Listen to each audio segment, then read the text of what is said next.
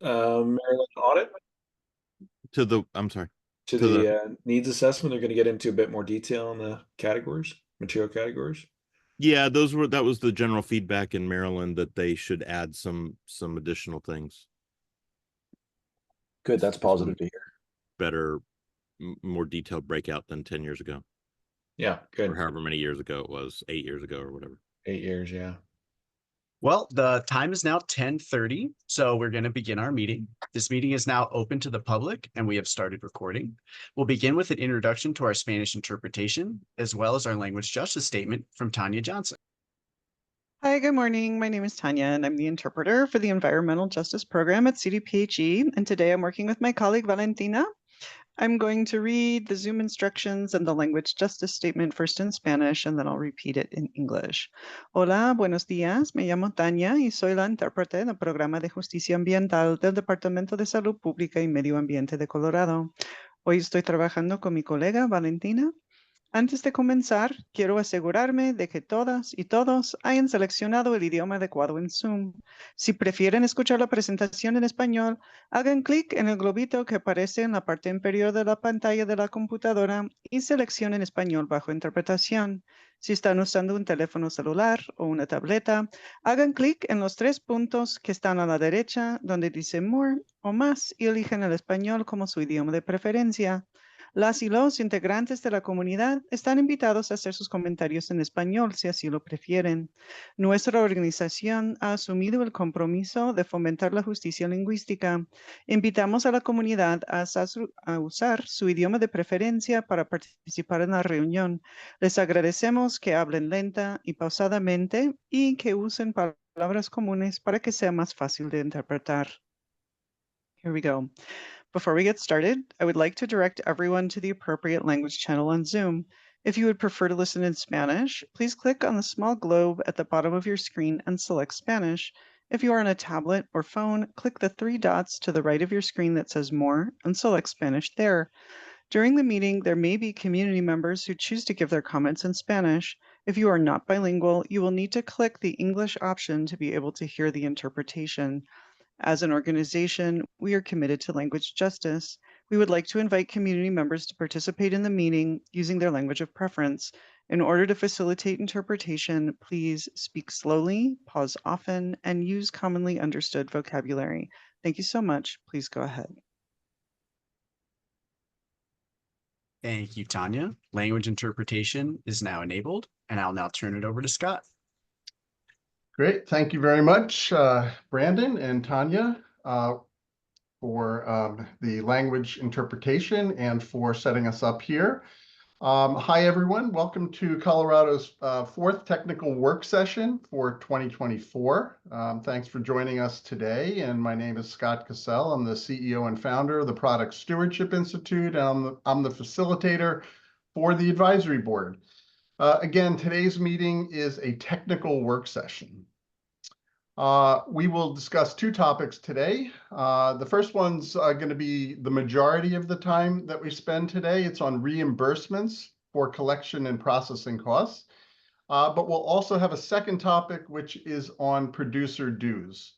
The goal of today's meeting, of course, as always, is to provide input to Circular Action Alliance on these 2 topics, and we will accept public comment following the advisory board discussion at the end of each topic. So there will be 2 public comment periods.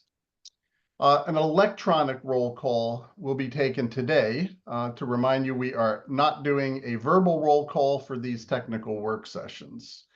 Board members, at this time, please type your name and affiliation in the chat so we know that you're here, and send it to everyone and not to a specific person. Thank you, and we'll move right along here. And at this point, I will turn it over to Yuri to present on reimbursements for collection and processing costs. And just as in the previous meeting, Yuri has interspersed slides with key questions for you to answer. So if I have got it all right here, we have 4 places for Q&A. So we're going to stop periodically, get your input, and then keep going. So with that, over to you, Yuri. Scott, you can jump. There you go. Appreciate it. So yeah, this is a continuation of the discussion we had last week, or I guess 2 weeks ago now, sorry. And 2 weeks ago, we talked about the reimbursement process primarily on the collection side. Today, I'm going to talk primarily about the processing side. But they are, as you all obviously know, from being in the recycling world, that they are closely tied. So they aren't completely separated, collection versus processing. I do want to start similar to what we did 2 weeks ago with a little bit of a recap of what's in the legislation. I'm not going to read all of this in detail, so just highlight it. And Darla, I know you're on. If there's anything you want to add on from the act side, please let me know. So with the 22-1355 requires in the plan, we have the cost formulas for reimbursement to service providers. We have to establish a funding mechanism, including the cost of providing recycling services under the program through contracts with service providers or the reimbursement of service costs under proposed reimbursement rates.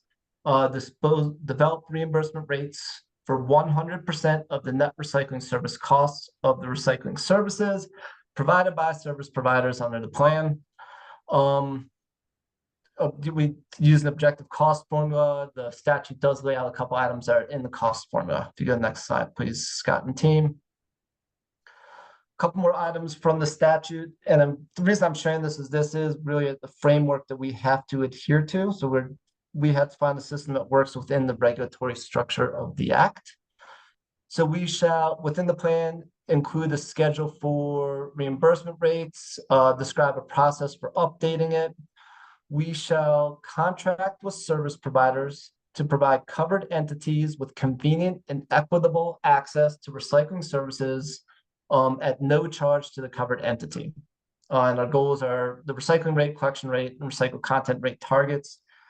This is an important one in my mind. All of these are important. I'll pause on this one because we'll contract with service providers, enter agreements with them for all the readily recyclable materials, no charge to the covered entity. There are two things that take out there. And the third is we aren't just looking to reimburse for existing system costs. We are looking to, the goal of this program is to achieve the recycling rate, collection rate, and recycled content rate targets.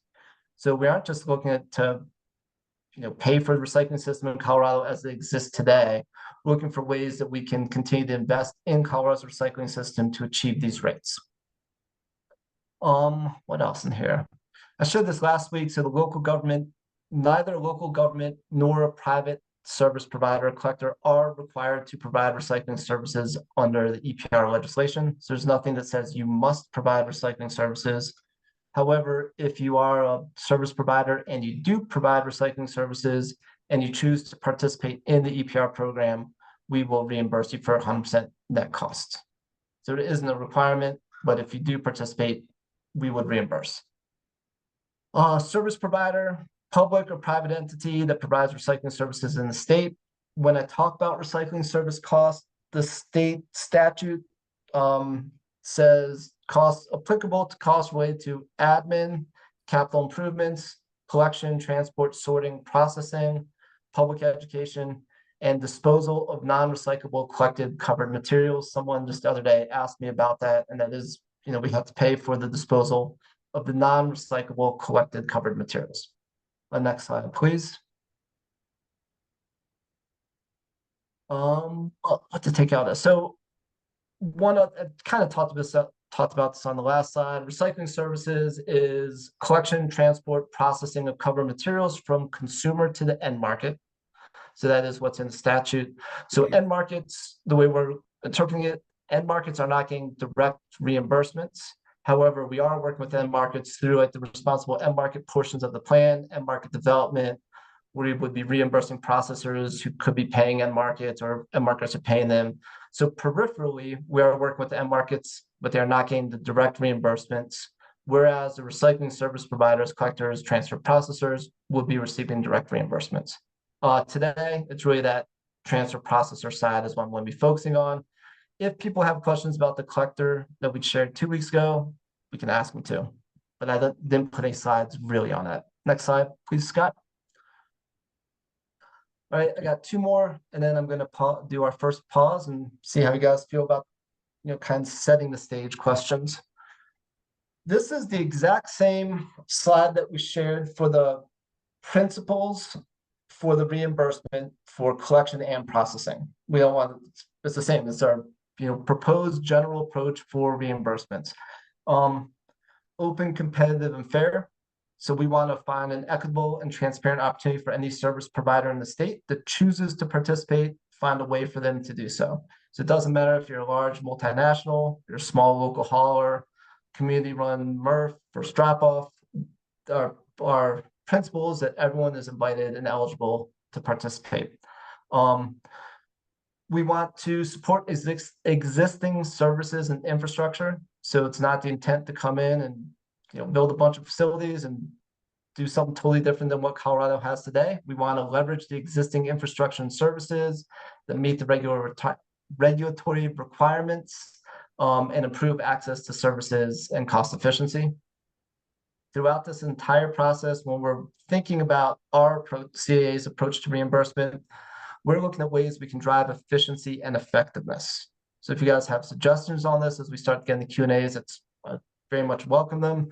When we talk about that, it's both improving the performance of the existing recycling programs, maybe more pounds per household per year, higher bale yields, but also adding new materials. So we want to expand what materials are accepted, go from potentially that additional materials list to the minimum recyclable list as the program expands.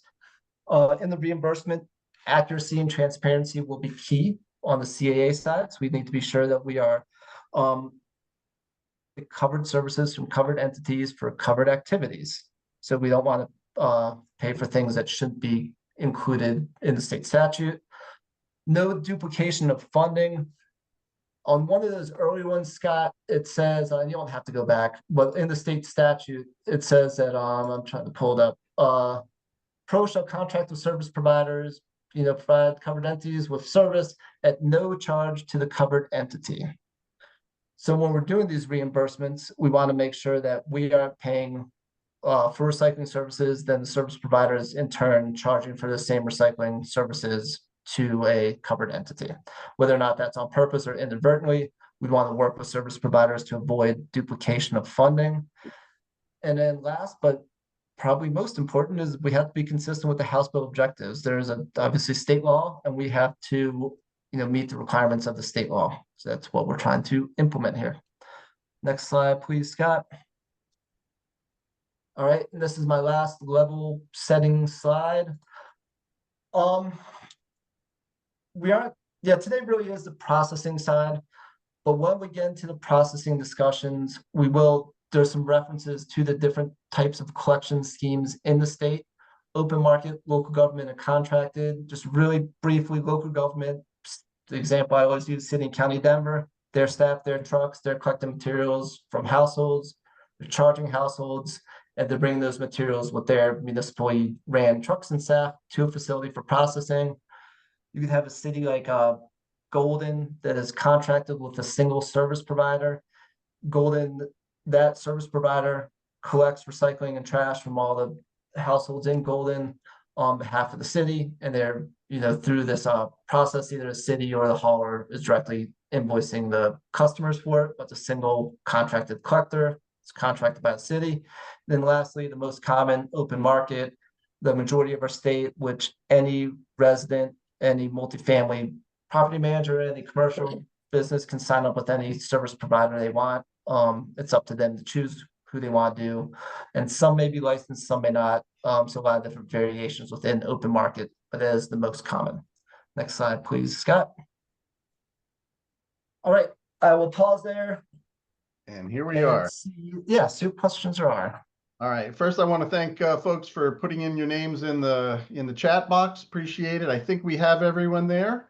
And so here's the questions and anything that was mentioned before. So Rick, you have your hand up first. Please go ahead. Yes, Rick Cater, Swordfish Consulting, MRFs. Could you please define processor? I'm struggling with the likes of these sub-processors like glass to glass, are they considered a processor or an end market? And if they're considered an end market, how are they any different than KW plastics? Can you help me understand that little subsection of processors, please? Yeah, excellent question, Rick. So I haven't thought about glass to glass. So maybe we want to have a little discussion here about that. Sure. But to date, I've been thinking of processor of, it could be like a push and bail. So it could be like the Summit County Resource Allocation Park. And it could be like Boulder County, BCRC, could be a private operator. So it's anywhere from like, they're bailing single stream, sending it somewhere else, or taking drop-offs, or sending it to a MRF or a MRF.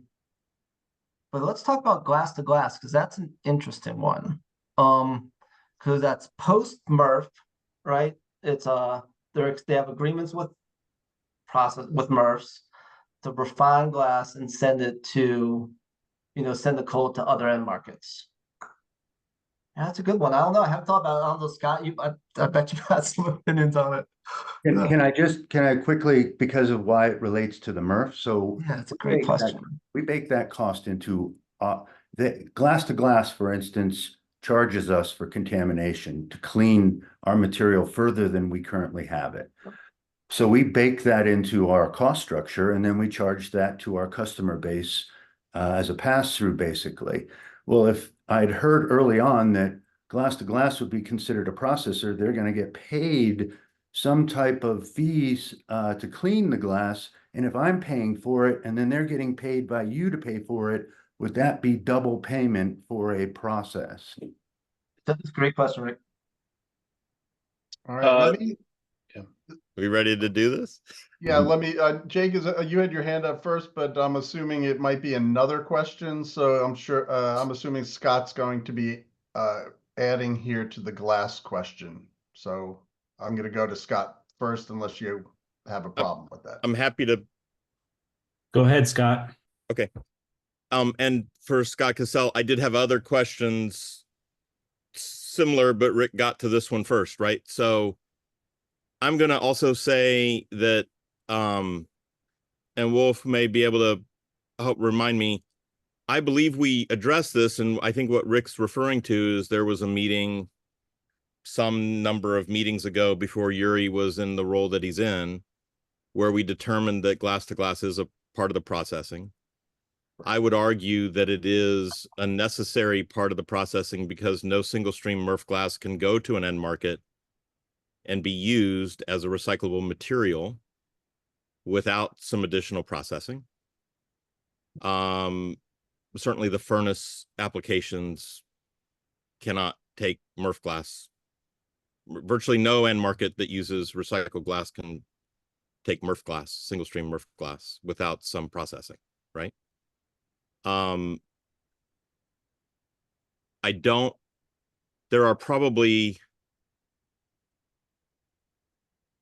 think it's double dipping, Rick, because the reason that the glass commodity is for single stream MRFs is negatives is due to the fact that the glass to glass has to then take they're buying the material from you with the contamination in it. They're a secondary MRF that essentially is taking covered material, cleaning up the rest of the residual because of the way the glass moves through a typical MRF, broken into smaller particles, sent down through a screen, all the other small material that's in the recycling stream that isn't glass goes with it. Shredded paper, we saw all of that on glass day, right? That material then has to get cleaned out, and then that material has to go somewhere to a landfill or something else, and glass to glass is usually paying for that material. So the less contamination that goes to glass in the first place, the less CAA has to pay to move what essentially is trash or landfill residual to that. So that's benefiting the thing. And then in addition, the material, needs that extra processing to meet a specification before any material any material needs secondary processing. It's just that the contamination level of the glass is so much higher than any material, any other baled material.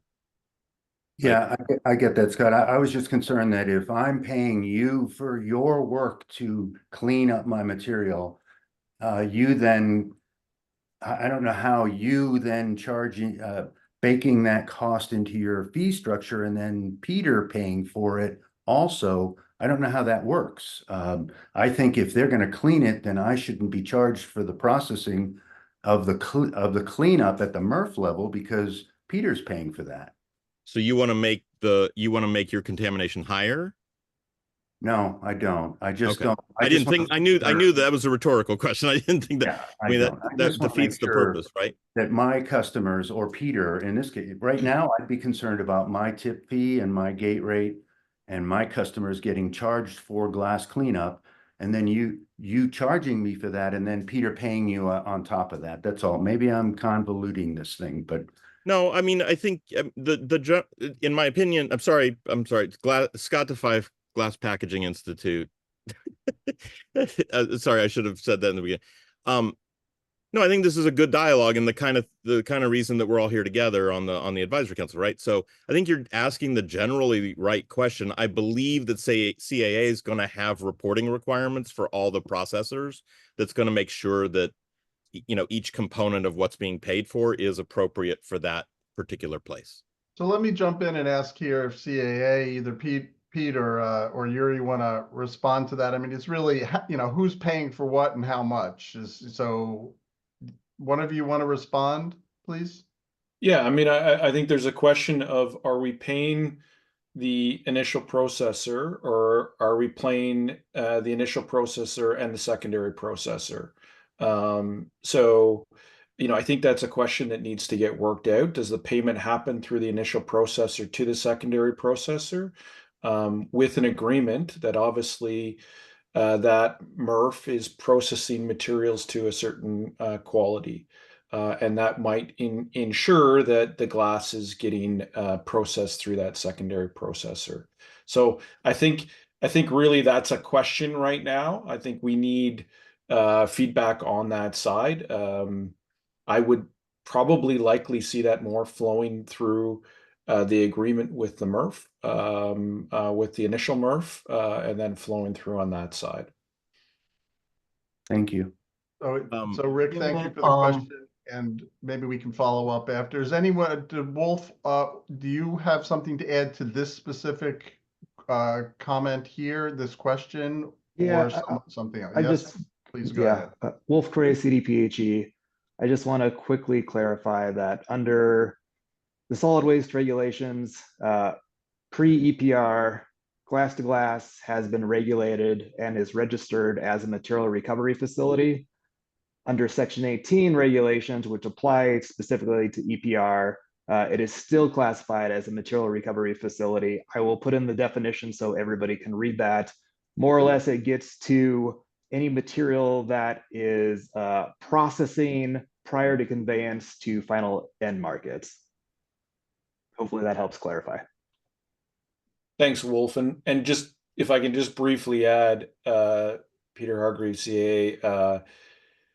So there may be different situations. So we may specifically have a relationship directly with glass to glass for materials that they may be receiving source separated that still have contamination levels associated with it and still need to get processed. So there's a question potentially of stuff that's coming to them direct as source separated material and materials that might be flowing through a material recovery facility. Great.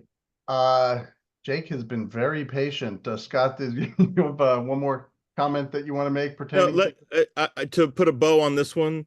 Yeah. This is what Wolf or what Peter and just described is actually in process in Oregon, because Glass to Glass has a facility in Oregon that plays a similar role. Okay. So there's precedent. Yeah, there's precedent. Great. Thank you for that. Jake? So I am going off on an entirely different line of questioning if there's any more discussion that needs to happen on that. Seems like we're good.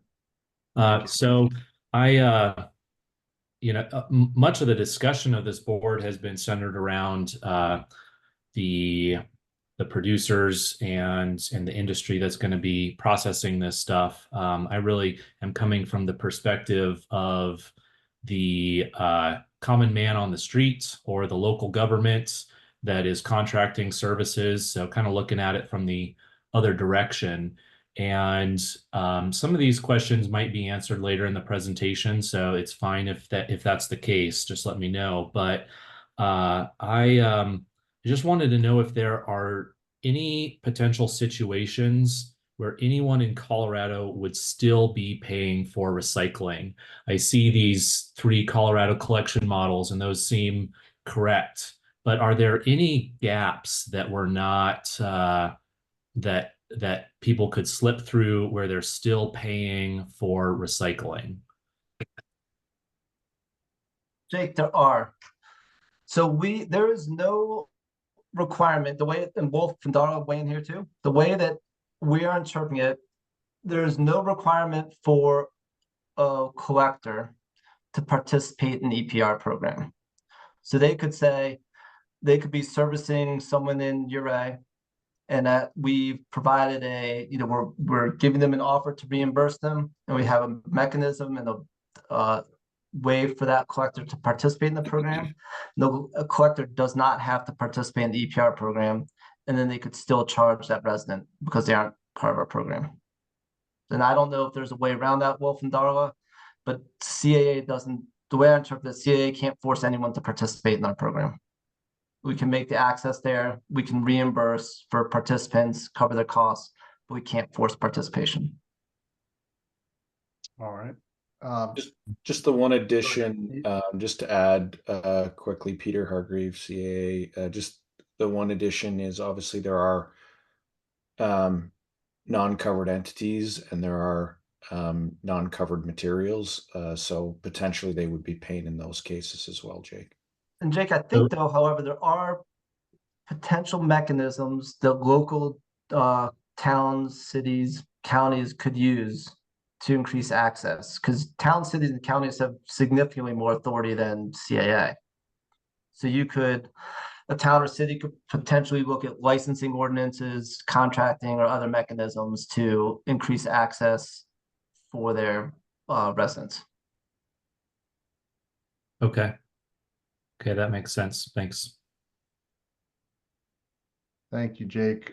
Yuri and Pete, you don't need to raise your hands. Anytime you want to say it, you can just jump in here since you're presenting. Exciting. You get privilege. Yeah, there you go. All right, Scott, you're up next. Thank you. Non-glass category questions. Is there a definition on existing or a date at which existing becomes existing? Is it the date of enactment? Is it the date when the when the program starts?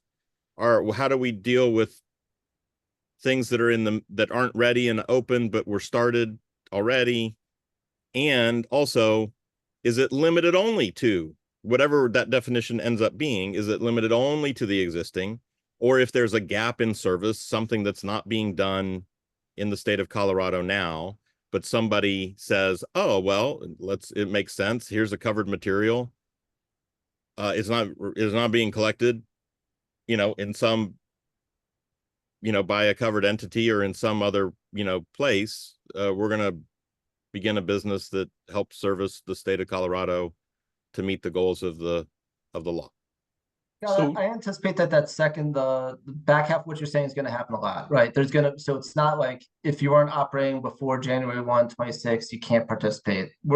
We need to significantly increase access across the state of Colorado, which is going to require new services, new service partners, there's going to be there's multiple facilities being planned that aren't in the state yet, and we would anticipate that we're working with them. So yeah, if you aren't in the system today, that doesn't mean anything. Like there's going to be new services popping up, and we'll be looking for ways to work with them. For start date, that's a good question. our program's supposed to start 6 months after the plan is approved. And so that's what we're looking at for when we start, I don't think we do reimbursements on the very first day because we have to collect some money and collect data. We need people to submit their claims for the reimbursement. But when people sign the agreements to ready to participate, that's when we'll start reimbursing them, and it won't be before 26. Thank you. Gail, I see your hand up. I just, Becca, you've popped on here. Is there something you wanted to comment on or say? So I was just I turned on my video because I was thinking about the cost to consumers and charging that. I'm not quite certain I'm ready to make a statement per se, but I do think there might be some laws that will require disclosure of the fact that there is availability of free recycling, so that MRFs haulers are not charging consumers for a free service. So we're looking into that.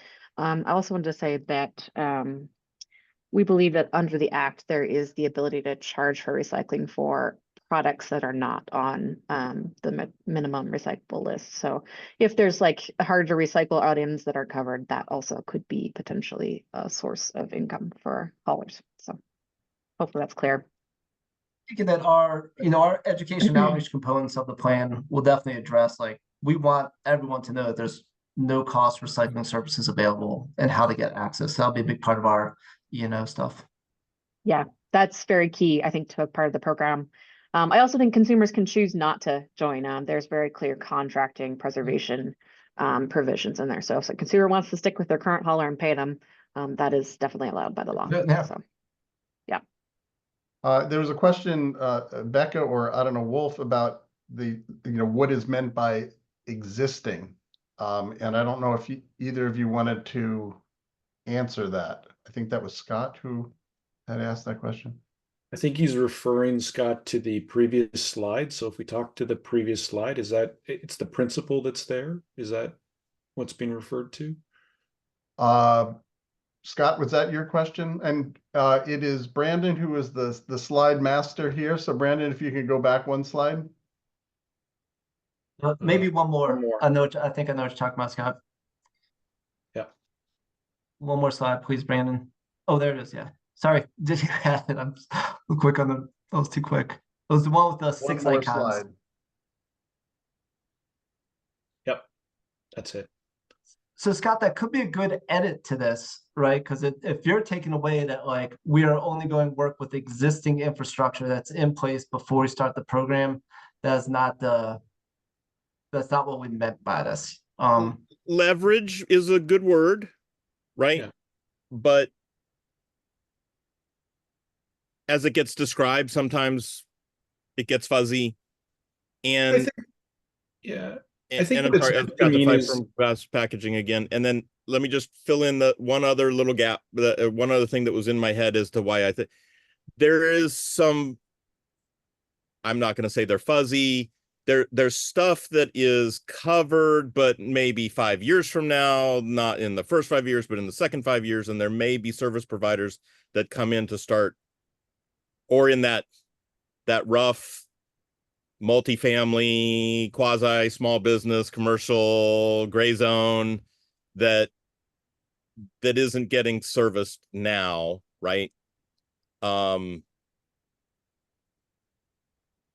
That people could be coming in, to bring stuff. That's really where I was trying to, Okay. Go. All right. Thank you for the question and clarification. And now we'll move to Gail. Thank you, Gail.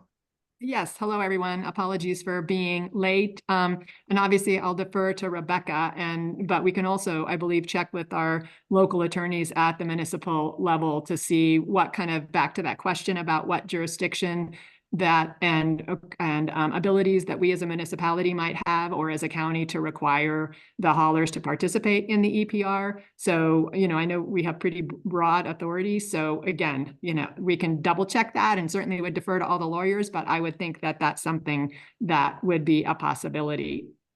And then the next question I had, I'm not sure, did you in the first section, I'm not sure where it is in terms of the no tipping fees. Have you get to that in the next section, Gail? Okay, Because perfect. we want your feedback on that for sure. Okay, I'll hold my question for that. That was my specific question. And thank Gail, I also, if you learn anything from your local attorneys, that'd be awesome to share, because I'd be interested to hear what you learn it, what you learn. you. Okay, I'll absolutely check in with them. Are there any other questions about the material just presented by Yuri? He does have 3 other sets of slides here and another set of questions. So just to remind you. So not seeing another hand, if you could, Brandon, move to the next slide. And for those that have just joined us here, if you could put your name into the chat box, that's how we are taking attendance for the technical work session. Thank you. Thank you. So I over to think, you. thank you for mentioning, Scott, that we're going to break this up. So I do have about like 5 slides, and then pause for questions, and another set, and then another pause, and another set, another pause. So these next 4, I think it's 5. These next 5 are talking about like the process that we are considering for entering into these agreements with the MRFs and the processors. So I think the question on, like, Gail, you're asking about the 0 tipping fees and how that like processor agreement would trickle down through the system and who's paying what. That would be like the next set of questions. So I'm going to try and like, I mean, it's all blurry though, so everything we might get to it here, but I think I address it more in the next set. So this part's really like how we'd approach folks like Boulder County or I don't know, Twin Enviro and the MRFs operating in our state to enter into agreements with them. So we kind of hit on this 100% net service costs. Our general approach for doing this, unlike the collector side that we shared 2 weeks ago, is that we anticipate that we're entering into negotiated agreements with each of the facilities. So it's not so much like, here's a market clearing price and here's a cost formula and here's what we're going to pay you. It's more like, okay, Boulder County and BCRC, what does it cost to process materials at your facility? What's your net cost? And those are what our reimbursement costs would be based on. That what the costs are in Steamboat versus BCRC versus Colorado Springs are totally different. So we anticipate that the negotiated agreements are going to be quite a bit different between the different facilities. So next slide, please. Now here's where I'm going to start. I mean, we'll wait until that question, but this is an early one of how, like, you know, we're thinking right now that it's going to be through an RFI, request for information, that we'd have this open sometime in 2025. We'd say every processors in the state, we're looking for some basic information from you so we can begin to enter into these negotiations. You know, how many tons do you take in? You know, what's your throughput? What's your capacity? What's your head count? You know, some information we'd ask for if they're willing to provide. You know, what is your past performance? Are you $100 a ton on average processing for materials from residential sector? Are you 150? Are you 200? Like, what is your past performance? No, it's 200. What was your past performance? And then if we can get it, what are you thinking you'd want to have in your negotiated price with CAA? This would all be under NDA. This is not like we, you know, MRF A would give us their data and we'd share it with this, you know, publicly with every other MRF and say, here's what they're proposing. This would be private data. Yeah, so that's our first step, RFI, request data, get some information from the MRF, say that they're a processor, sorry, that they're interested in participating, and then we begin to enter into these negotiations sometime later in 2025. Next slide, please, Brandon. So what could be in these negotiated agreements? Once again, it is like we did a consultation on this on Tuesday, and one of the questions we heard this for collection too, like what is, you know, what's the profit margin for the move? Are you going to say it's X% or Y%? That's going to be an individually negotiated agreement with that MRF, and they're going to say, here's our processing cost, and they're going to bake it into there, and we'll negotiate with them and come up with an agreement. So things in that negotiated agreement, and this is relatively generic because it is going to vary by facility, Contract duration. So this is the question we have in the moment. What is a good duration for MRFs? What's, they want shorter, longer. There's pros and cons of each. What is, I talked about the cost reimbursement agreement and the cost profiles. But we do have to report data to the state, and we have to track not just collection rate, but recycling rate. So materials recycling rate. We want to know things like of the 100% of incoming PET, what portion got turned into bale? Are you getting a 90% recovery rate, 80, 60? What's your recovery rate for the materials? This is going to be a pain for MRFs, we know it, but it is required for CAA to report back to the state as well as to producers, some data reporting and verification for the claims to make sure we're paying for the appropriate things. Ability to work with the MRF to look at the data and make sure it's appropriate.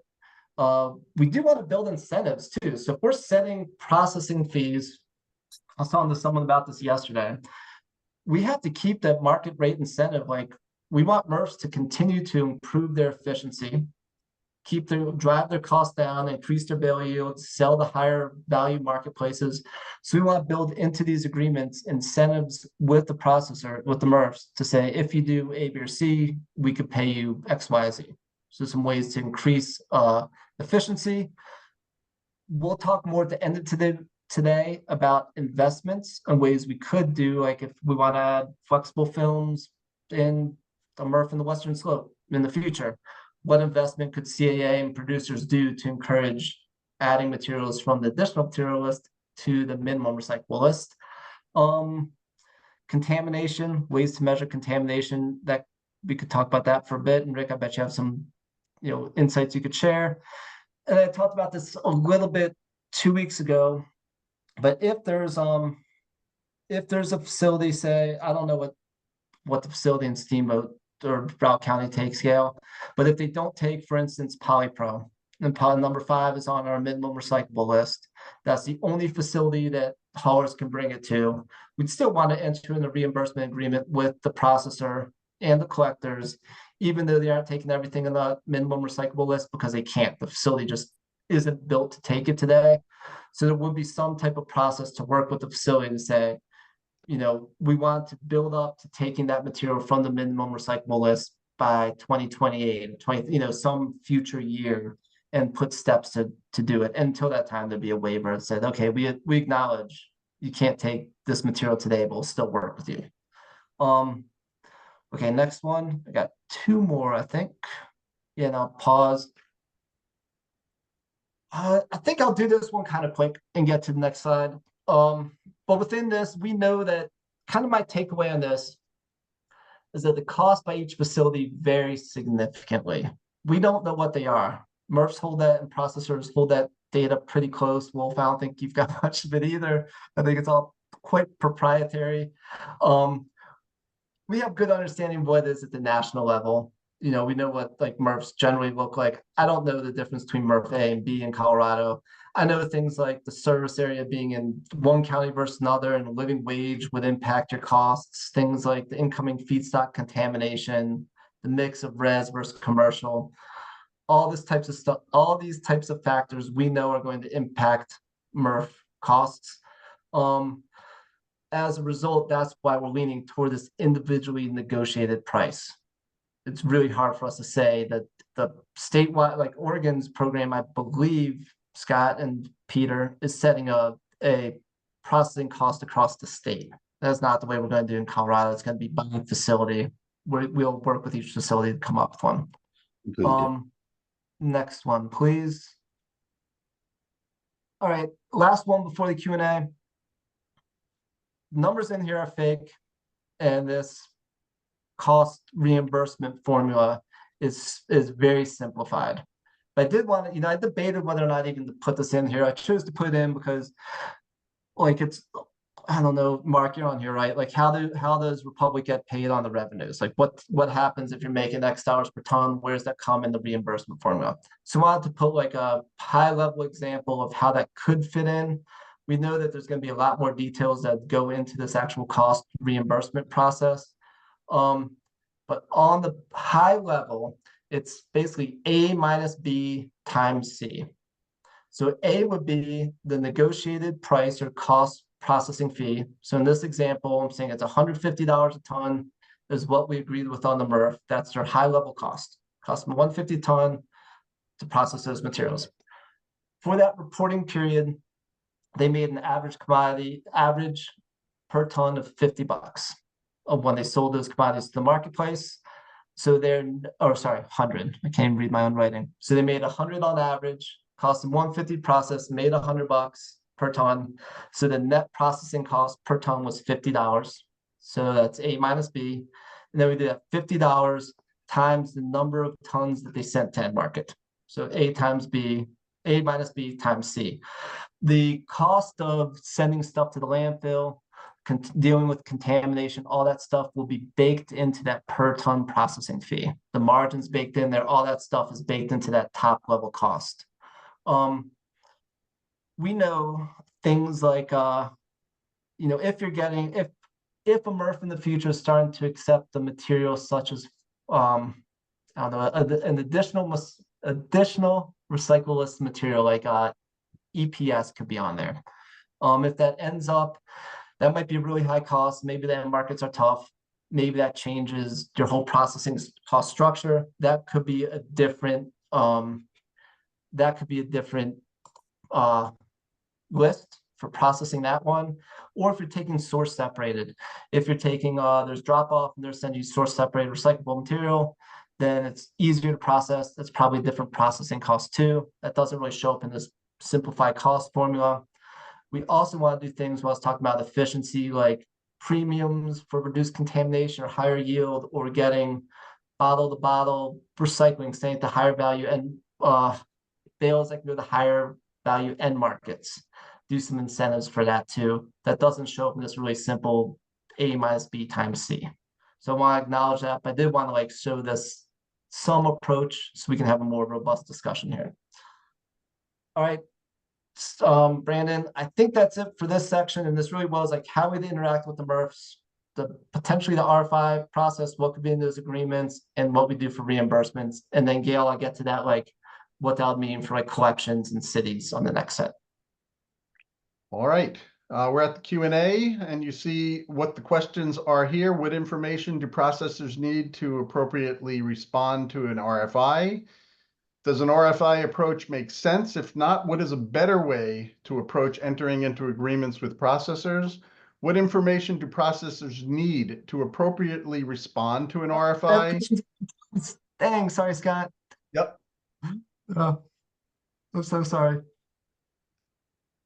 Is this not the questions? No, it's in there. It's right. I just copy paste that one twice. Sorry, man.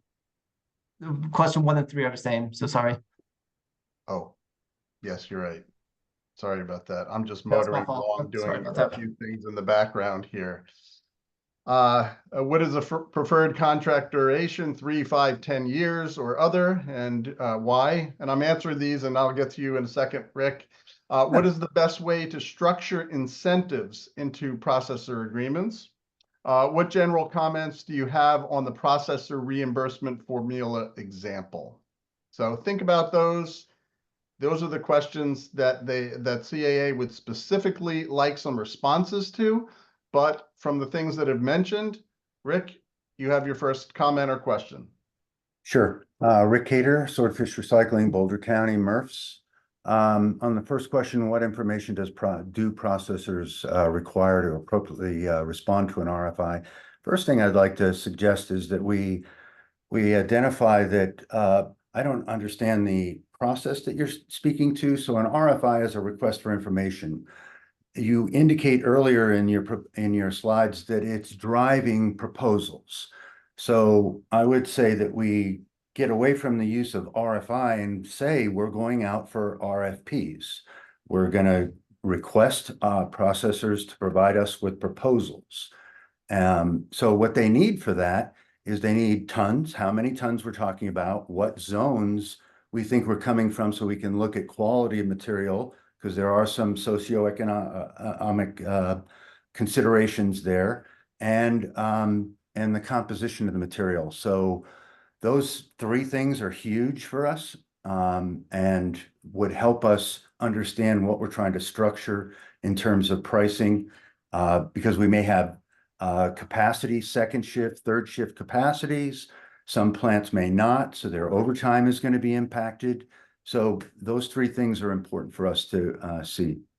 Does an RFI approach make sense? An RFP approach does make sense. An RFI implies that you're asking for information and then you're immediately driving into negotiations before you even know what the costing is for the folks that are bidding on this. So I think an RFP is more appropriate. What information? Same thing we said in number one. What is preferred contract duration? I think, in my opinion, as a MRF guy, 5 to 10 years. If you're asking us to depreciate improvements in the plant, so if we're sinking $3 million, $10 million into our plant to meet your needs, we need more years to pay that down. Same thing with rolling stock. We need 5 to 10 years for a contract to properly price rolling stock, so that we can get into a replacement process and that kind of thing. So that's the why. What's the best way to structure incentives? I always like paying the processor to improve. So if you want him to reduce residue, then cut a deal with him. So we usually do things like, hey, we want the goal to be 10% residue. If for every percent of residue decline, we'll give you an additional 1% material sales revenue. So we'll try to incentivize the processor to do better, and they get paid to do better. And so they work towards that. So you can do that for a yield.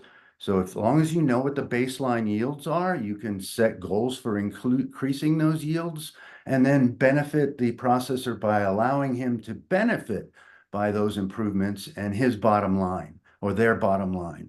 So that would be huge. Go ahead. No, I'm saying that's great, man. This is great feedback. I appreciate it. Awesome. Yeah.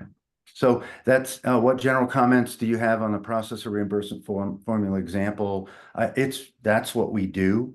So most of us plants do a cost minus blended value equals some type of tip fee or rebate. And then post rebate, I think you should think about, again, incentivizing the plant for going out for better markets.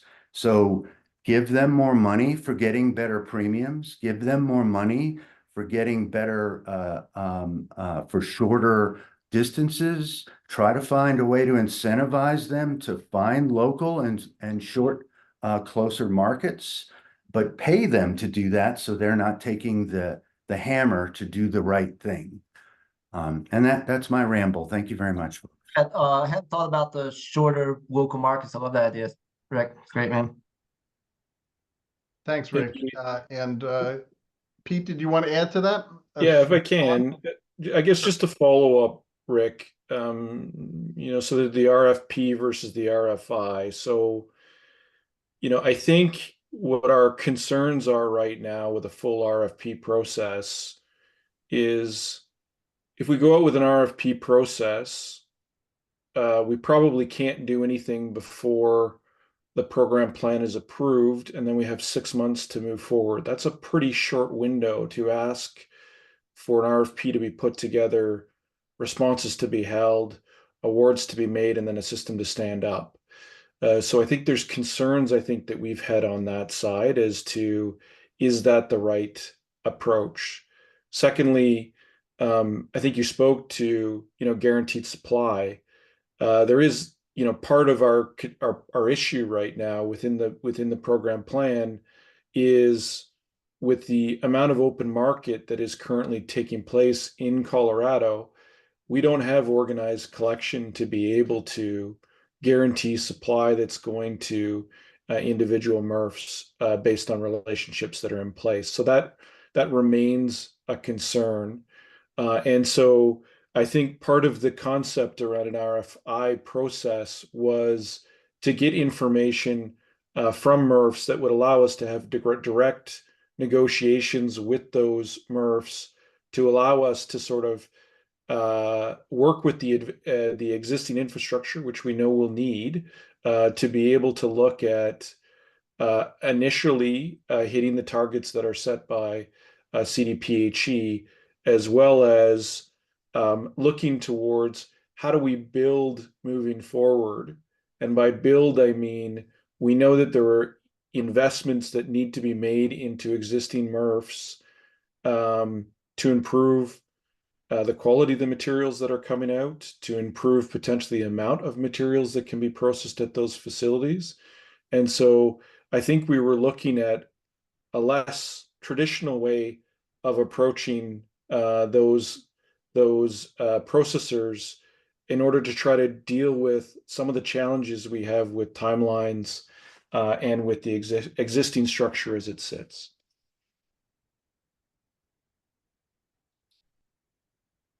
Thank you very much. I appreciate that. It's interesting though that so what I heard was you're not going to guarantee tons to the facility. You're going to float tons between facilities potentially. And so I may get X number of, so we'll have to negotiate something like, hey, I need 90 days notice of any movement of tons away from the facility or things like that. If you're controlling that kind of flow, right?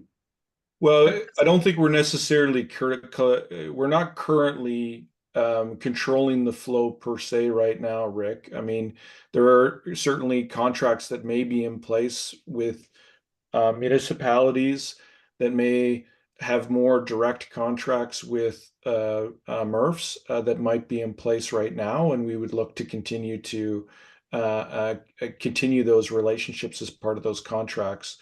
But where potentially service providers are playing in the open market, we don't necessarily, at least initially, have any ability to be able to influence where those materials are landing, other than we need to make sure that they go to a registered processing facility. So I think that's what we're concerned about.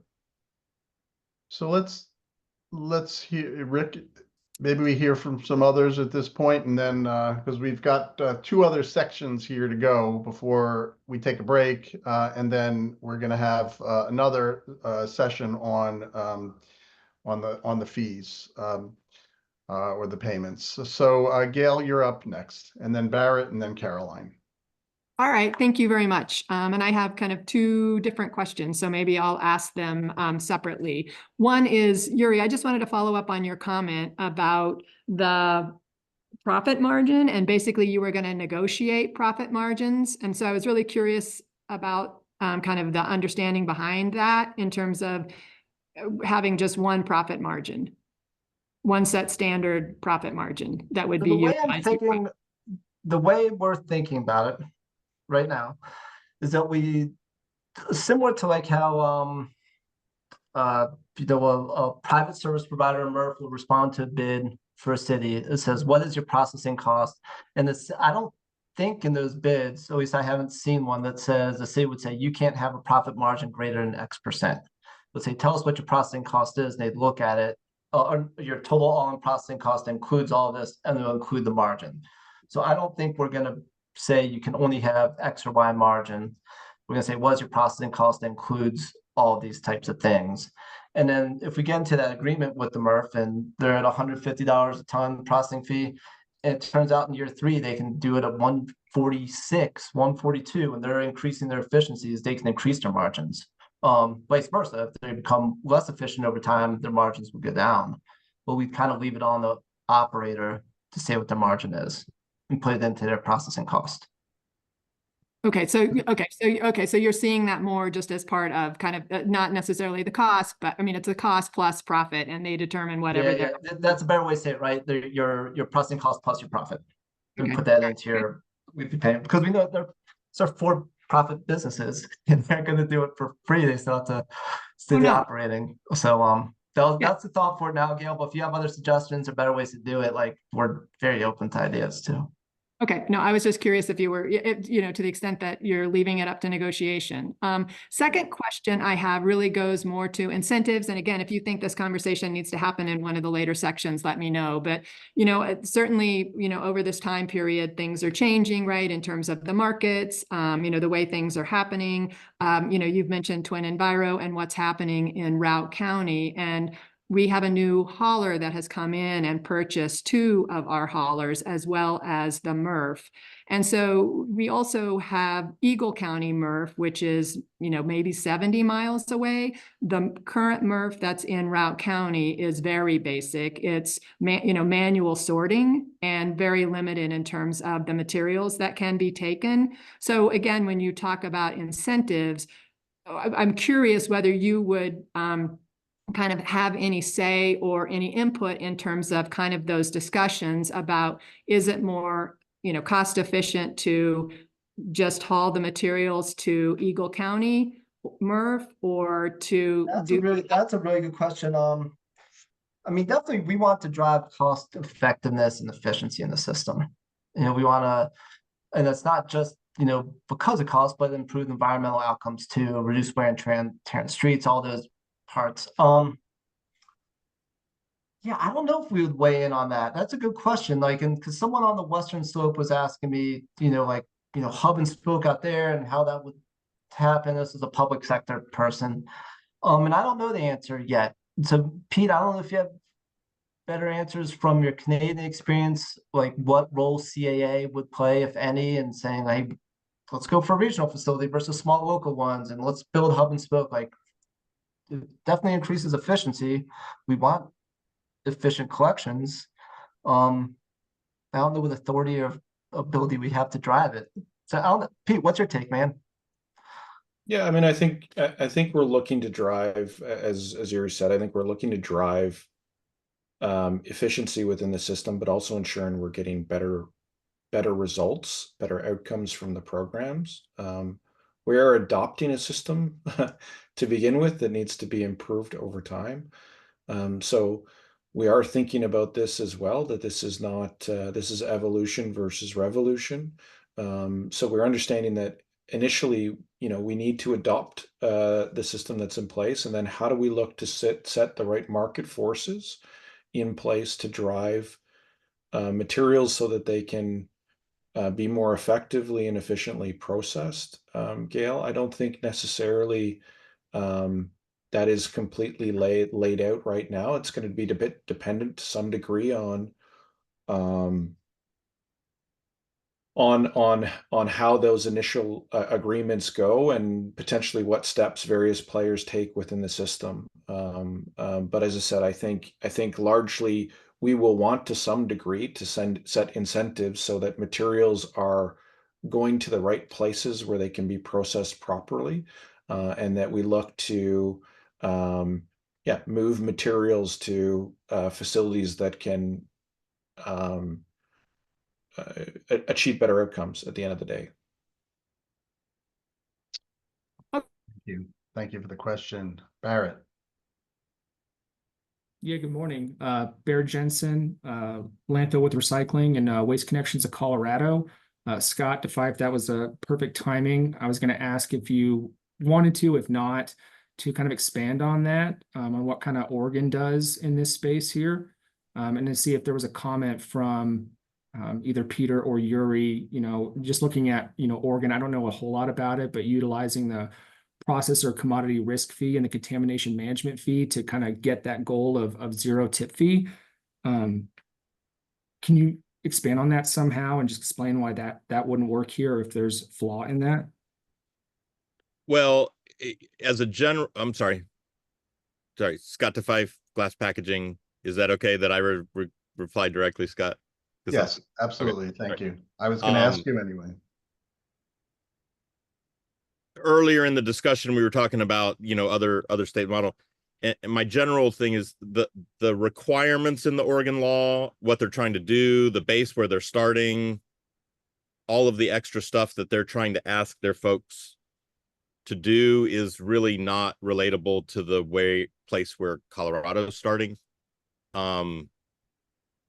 the Oregon law is supposedly incremental, but I think we're all finding out that that's not actually the case. And so there's a lot that's going on in the middle of the regulations with the way that they're doing things and the way they're classifying materials across the state, especially for our material. And probably we're not the only one that is falling in this weird place that's a tweener place. It's mandatory at the curb in the metro area, but then it's depot only outside the metro area. It's completely different structure than what the Colorado law requires and what the CAA is trying to set up in Colorado. So I don't know that the cost math from Oregon applies. Plus there's much more, not really even from our industry, but in many other material industry calls, that stakeholder calls that I'm on, there's a lot of consternation about the end market requirements, the auditing, the accounting, the wage and hour. There's a whole bunch of things that I think are meant for overseas markets, but we don't know. It's all a work in progress, so it's really hard to, and they're just driving up the cost of everything beyond what, you know, any is necessary in Colorado to pay. But that's just, you know, our 2 cents. So states are different, doing things differently, perhaps not extraordinarily. I mean, the Oregon law couldn't be any more different than the Colorado law. Than yeah, they're all different. Yeah, but there are some similarities. Okay, so let's move over to Caroline. Caroline Mitchell, City of Fort Collins. I just had a couple sort of bigger picture questions just to help understand how some of these elements are working together. So I was thinking about maybe Rick's example of providing an incentive for a material recovery facility to improve yield or decrease contamination, and what the interplay would be with MRFs that are already doing a good job. You know, how do you make sure that you're not sort of those that are already doing a good job are getting reimbursed appropriately, and that you're also incentivizing those that need improvements to make those improvements, and just sort of the interplay there of helping to make sure you're not like actually finding a benefit from being an under-resourced MRF that needs to improve. Maybe that's not a dichotomy that actually exists within the system, but can you just talk through that piece a little bit more? Yeah, maybe I can start. Yeah. So Carolyn, I think we want to ensure that that there's fairness in the marketplace, and that we're not unduly creating issues within the marketplace. But we also want to see improvements being made to the overall system. So, you know, take for example the addition of other covered materials. I think we will want to see facilities looking at potential investments to improve the amount of materials that they are accepting at their facilities, to include additional materials. And so we will want to look at how do we potentially provide incentives, additional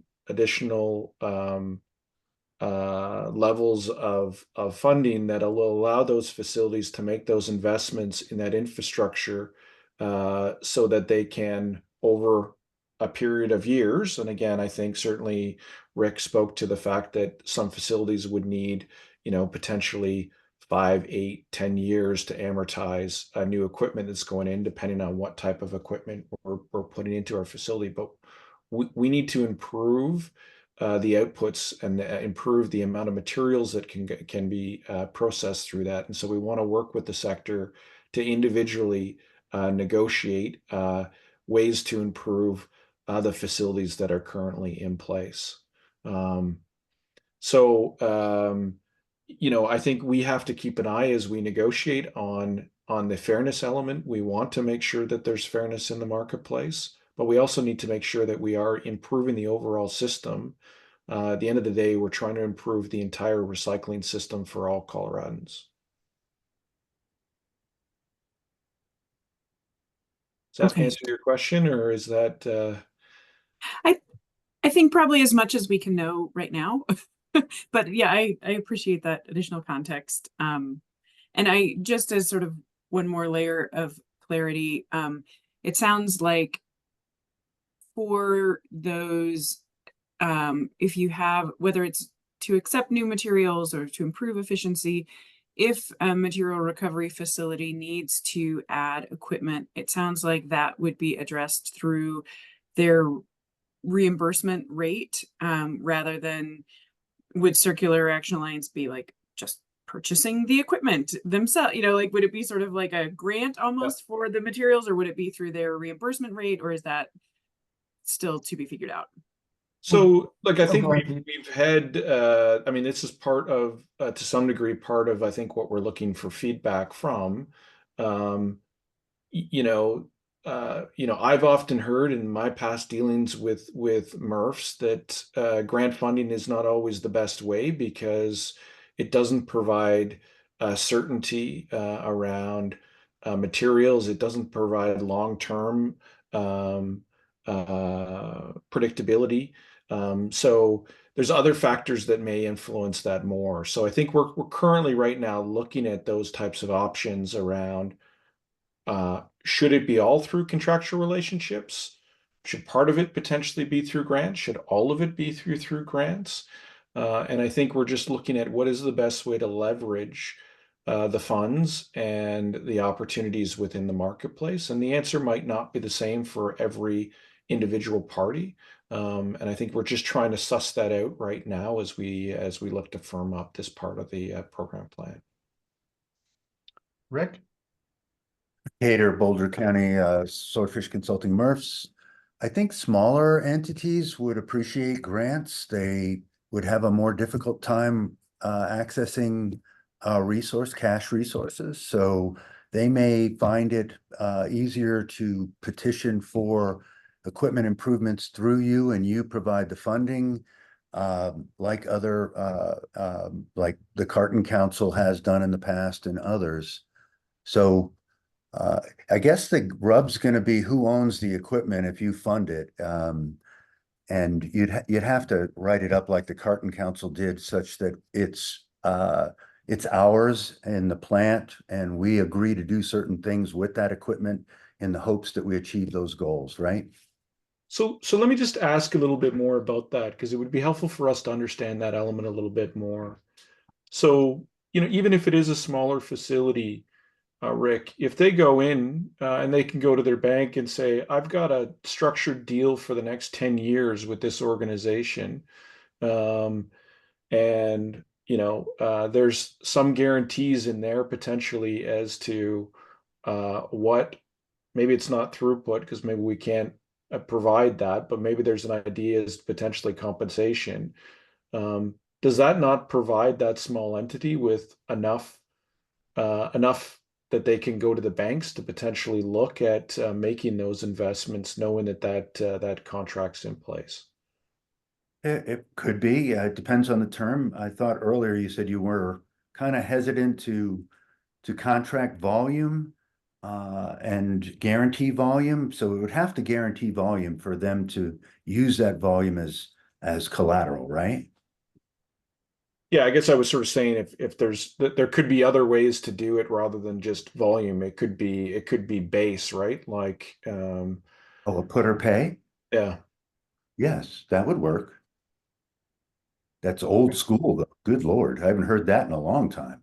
I know. I guess I'm just sort of just trying to get a sense for, what are the opportunities potentially in different ways to potentially incent the market. And it's just a factor. We don't have the control right now, based on how the marketplace is set up. Unlike other jurisdictions where the pro typically has more control over the materials, so we can guarantee processing facilities quantity of materials to process because of that, because municipalities typically have that relationship in tendering out their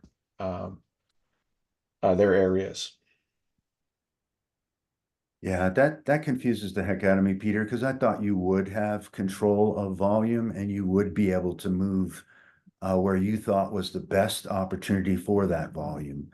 So I think it's, to me, it seems strange that you're in this disconnect where you bid collectors to collect it, but you can't tell the collectors where to bring it or something like that. But you can cut a deal with a MRF to accept material, but you can't figure out how to move that material to the best option. Well, I guess it's a question. There's contractual relationships that are in place potentially already, and maybe that's why Mark has his hand up, but I will leave it to him. Okay, 56% is open market, you said, but okay. let's move over to Mark for a question or Yeah, thank you, Mark Petrovich, Republic Services. So, yeah, Peter, a couple of things. So, yes, there are contractual agreements where that volume is guaranteed that we're bringing in, but haulers are going to have autonomy to go to a recycle processing center that is maximizing route efficiency. It's very common for us to have swap agreements with competitors and use each other's facilities. So I don't view it as a positive with the pro determining where we're going to haul materials based on where we're at, especially with the nature of the open market that we have in Colorado. So, I mean, for an example, Lafayette and Louisville Republic Services contracts with, and that material's already flow controlled to the BRC. And so that's flow controlled to the BRC. The cities pay those fees. They get the rebates. That's already in place. There are other contracts where that material comes to us, but we do already as an industry utilize swap agreements for route efficiency. And then that should stay in place based on the nature of our open market. Yeah, so that's my comment there. So sorry, Mark, does that create an issue because you don't have guaranteed supply? Well, we don't have guaranteed supply today, right? We're still in an open market. We have contracts, but we don't have guaranteed. That's hard to guarantee without, if you're going to guarantee. That's a difficult question, right? Because we'd have to look at what the guarantee is. What are we going to lose that gets taken away from us to guarantee in another area a material that we're losing and material that we're gaining? let's hear from Rick and then Scott, and then hopefully we can if we can button this issue up. It opened up a lot of good questions here. We do have about 45 minutes in order to go through two other sections here. So Rick, you're up, and then Scott. Yeah, Rick Cater, Swordfish Consulting, MRFs. Just want to make sure everybody understands that the integrated operations or the integrated companies have a lot more leverage than the non-integrators. So the likes of a little Boulder County MRF against the likes of Republic MRF with collection integrated, landfill integrated, all of those things really disadvantages the smaller MRFs like Boulder County or the independents.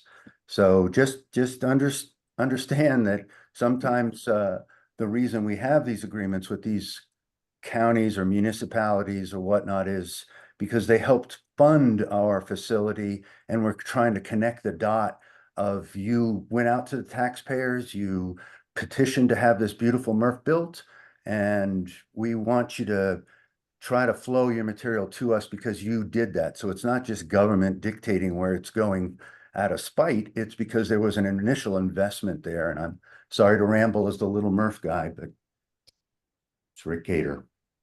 Thank you, Rick. Scott? Thank you, Scott DeFive, Glass Packaging. More of a question based on the dialogue and Mark's points.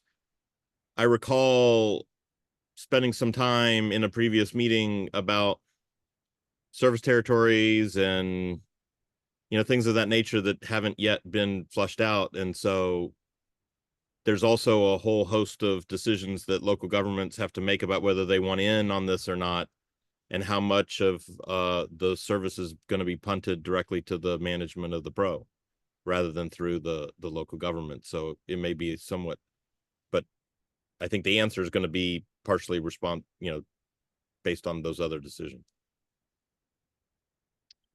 Or not, but I'm kind of asking, half. So Pete, Yuri, any last comments before we Scott is move on to the next section? One of the challenges in all of this, right, is everything is moving at the same time. It's not like option 1 is fixed and now we can move to option 2. So you're right, Scott. There is the collection side is we've got an approach that we presented, but it is not 100% that is like the final way we're going to do it yet. So things are moving, which does make it challenging. So yeah, you're right. There's still a bunch of moving parts. We're trying to and then yeah, I don't have a better answer than that, other than you're correct. That's why we're meeting so often. Continuous improvement and discussion. Yeah, that's our theme, right? And it's All right. it's a very true theme, right, Scott? Because we're learning stuff right now from Mark and Scott and Rick and everyone, Caroline, everyone just sharing information. That if I were to present the same slide deck to y'all next week, it will already look different because we're getting great input now that's changing some of our thinking. So I really appreciate it. All right, so great discussion there. We have another set of 5 slides. So if Brandon, thank you. And then we also have some question slide after that. Yeah, I can do this part slightly faster, Scott, because this is kind of, well, we'll find out. So Gail, this kind of gets to what this would look like. If we have these agreements with MRFs or processors, what's this going to look like in our system? Oh gosh, that error got a little funky on this one. But what we're saying here basically is that the money would flow from CAA to the processors.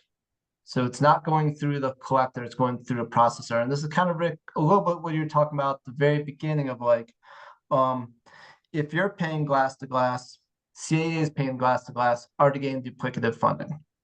Right, so that's what I'm going to talk about here is how we're trying to avoid some of this duplicative funding. We're also going to run into some areas where it's going to get challenging. So we're proposing agreements with processors. CAA is reimbursing processors for the net cost of services. So we're paying them for their services. Next slide, please. So in other words, we get to this negotiated agreement. A little bit, Rick, of what you're talking on flow control. We wouldn't say you have to necessarily, send it to this material. Like if you're a collector, we wouldn't necessarily say you have to send it to this MRF, but we would want to work with our collectors. The materials are going to processors that are participating in the EPR program. So if, we don't want materials collected for recycling ending up in the landfill, we want to track those tons. We'd say, here are the processors we have agreements with, collectors, here's the processors we have agreements with. That's who we want you to bring funds to. So the agreement with the processor, the MRF, 100% of net costs. So we're, going back to that example of how we'd set the fees, or sorry, do the reimbursement. The total processing cost minus the revenue net cost. So we're covering the cost for the MRF, basically. So what we'd say here is like, because CAA is paying you for your services as a processor, you no longer have to charge at the gate. You no longer have to charge a tip fee because CAA is now paying that cost directly to you as a processor. So the MRF wouldn't charge a tip fee to collect covered materials from covered entities. And I know there's a couple nuances to that, which I'll get to here in a moment. Processor submits a reimbursement claim to CAA. CAA reviews it, pays the processor for the tons they processed. Next slide, please.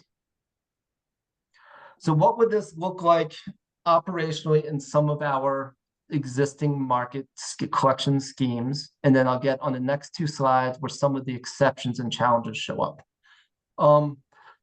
So we've got this agreement with MRF A that's covering the cost of processing materials. So in the open market, Collector X, Yuri's hauling, is picking up materials from my customers. I'm bringing it to Caroline's MRF. CAA is reimbursing Caroline for all of her processing costs, so Caroline's not charging me a fee. So the MRF is not charging a tipping fee because CAA is paying the cost of processing. So me as the collector, I'm not being reimbursed for tipping fees either. I wasn't charged any tipping fees. I'm just being charged for the collection of the materials and all the associated costs like the cart maintenance, the admin, education outreach. So it's more than just collection, but the associated recycling service costs, sans tip fee. In a contracted situation, and this is where some of the rub might start to happen in a moment, same type of thing for future contracts going forward. That the city is contracting with Collector X to provide recycling services. Collector X is bringing those materials to a MRF. The CAA is paying the MRF for processing those materials. So Collector X is not being charged a tip fee when they bring those materials to the MRF. Thus, the contract between the city and the collector doesn't include those tip fees because CAA is paying them. They aren't being charged them. And so so that's how it works. So CAA would pay the processor to process the tons delivered, and CAA would pay the collector for the collection services. The collector is not being charged tip fees. If the collector is being charged tip fees and we're paying the collection and the processor, there's potential for duplicative funding. Because the collector is being charged tip fees, we're reimbursing the collector, and the MRF is charging us a processing fee. We'd be paying potentially twice for those same processing, those same tons. Similar situation for local government collector, that the local government collector is not charged a tip fee. They wouldn't include the tip fee in the reimbursement. We're paying the MRF separate. We're paying the collector separate. All right, so next slide, please. This is where it starts to get a little bit funky. Oh, actually, this one's, I'm not going to delve too deep into the transfer stations. It's the next one that I really want to talk about in more detail. We know that transfer stations are part of the system. They could be vertically integrated, right? Republic, Waste Connections, y'all are probably pretty vertically integrated, that you may be using a transfer station within your own system. Collection cost, you'd be reimbursed for that collection cost. In other instances, in more rural situations where we have to consolidate and transfer to other facilities, we'd be working with the transfer station to reimburse their costs directly. So the collection will go to transfer station, we'd reimburse transfer station, they'd be bringing it to a MRF. The other interesting in transfer stations is we do anticipate that there could be the need for future investments in the very last bullet. Future investments in transfer stations may be required to optimize hauling to MRFs, particularly in rural areas of the state. So as this program grows in the near future, we might need to invest in Northeast Colorado. Maybe there's not enough transfer operations out there. Maybe the transfer station needs to be significantly bigger. Maybe there does need to be a pathway for us to invest in those existing systems. Next slide, please. Okay, so here's some of the exceptions. So in this, we're presented so far is that we'd have an agreement with the MRF. That agreement is covering 100% of the net processing costs, so that MRF doesn't have to charge a tip fee. They're being paid by CAA, not the collector. We know, however, that there are existing contracts in the state where a service provider, collector, is contracting with the city. That agreement that the city has with that collector includes the tip fees already.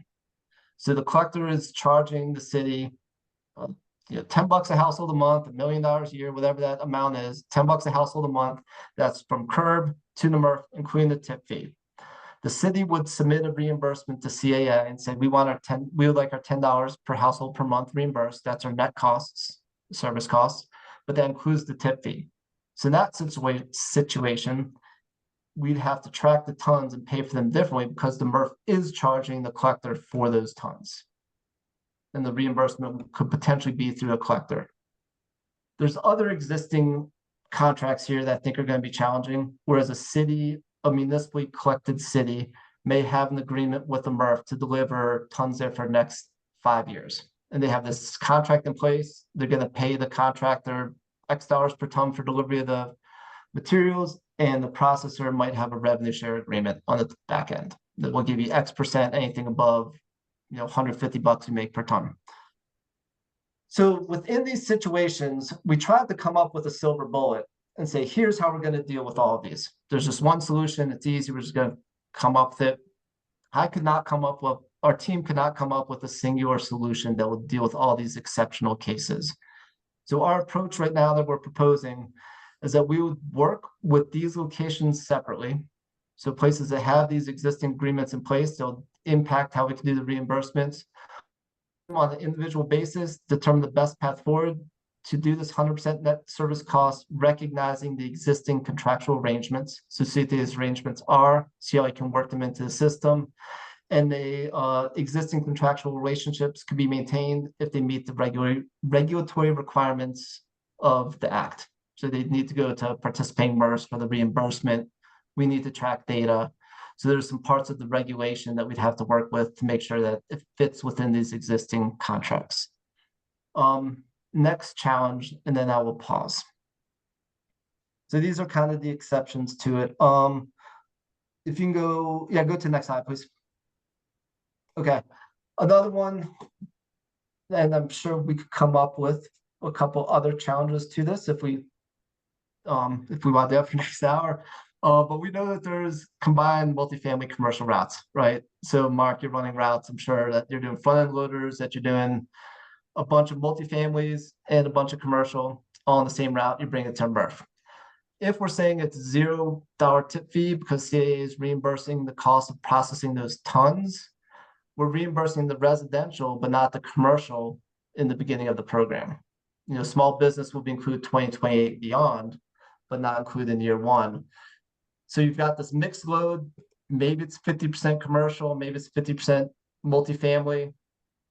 How do you determine what you charge on the tip fee? Is it 50% of tip fee? Is it 0%, 10%, 90%? How would you figure out a fair tip fee in this if we're saying you're charging 0 tip fees for covered materials from covered entities because CA is paying the reimbursement costs? What we're thinking now, and this is another place we'd love some input, is that we work with processors and collectors in that service area and try and get some averages across the service area that says, okay, we're doing, you know, X cubic yards of multifamily collection and Y cubic yards of commercial. Our average mix across the service area is 50-50, multifamily commercial in our front-end loader routes. And based on that mix, we'd come up with an appropriate cost formula for that reimbursement. So it'd be, I don't want to do it by route. That seems terribly onerous. We need some way to come up with an estimation. Our thinking right now is look across the service area, cubic yards of service, and come up with a cost formula for reimbursement for these mixed loads. Next slide, please, Scott. All right, I'll pause there. Shared a lot of data quickly, a lot of information quickly, shared a lot of questions, and we'd love your input and feedback on where this is heading. Thank you, Yuri. And you didn't slip in any double questions in here, did you? I tried to keep them out this time, Scott. All right. So I'm going to just read them because so that you hear them, because these are the specific questions they'd like input onto. But Rick, I see your hand up, and so if you bear with me one moment. How does the idea of 100% processor reimbursement for net service costs and no associated tip fees for covered materials for covered entities resonate with you? 2, what ideas or suggestions do you have for improving the approach? 3, how can CAA best work with your organization to continue to refine the reimbursement process?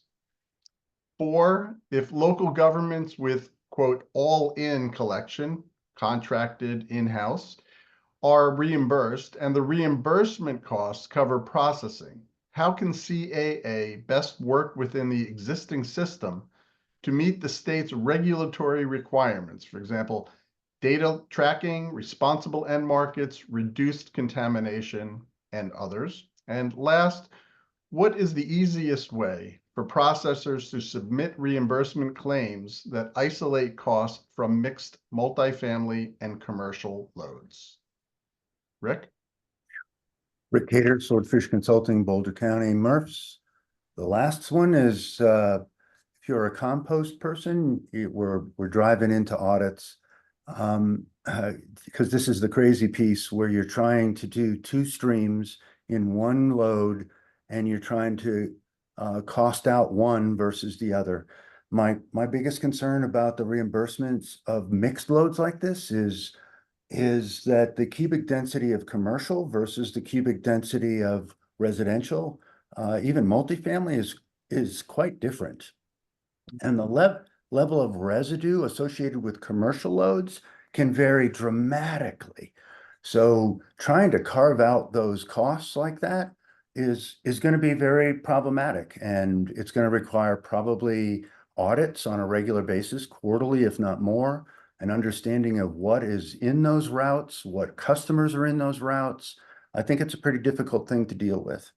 I was Right, it hoping. was like, it doesn't seem reasonable for us to say like, you have to collect multifamily by themselves on this route, right? Because I don't think like that will be a cost-effective collection. So it's like, yeah, it's a tricky one for us, man. So it's Yeah, I'll continue to welcome input on that.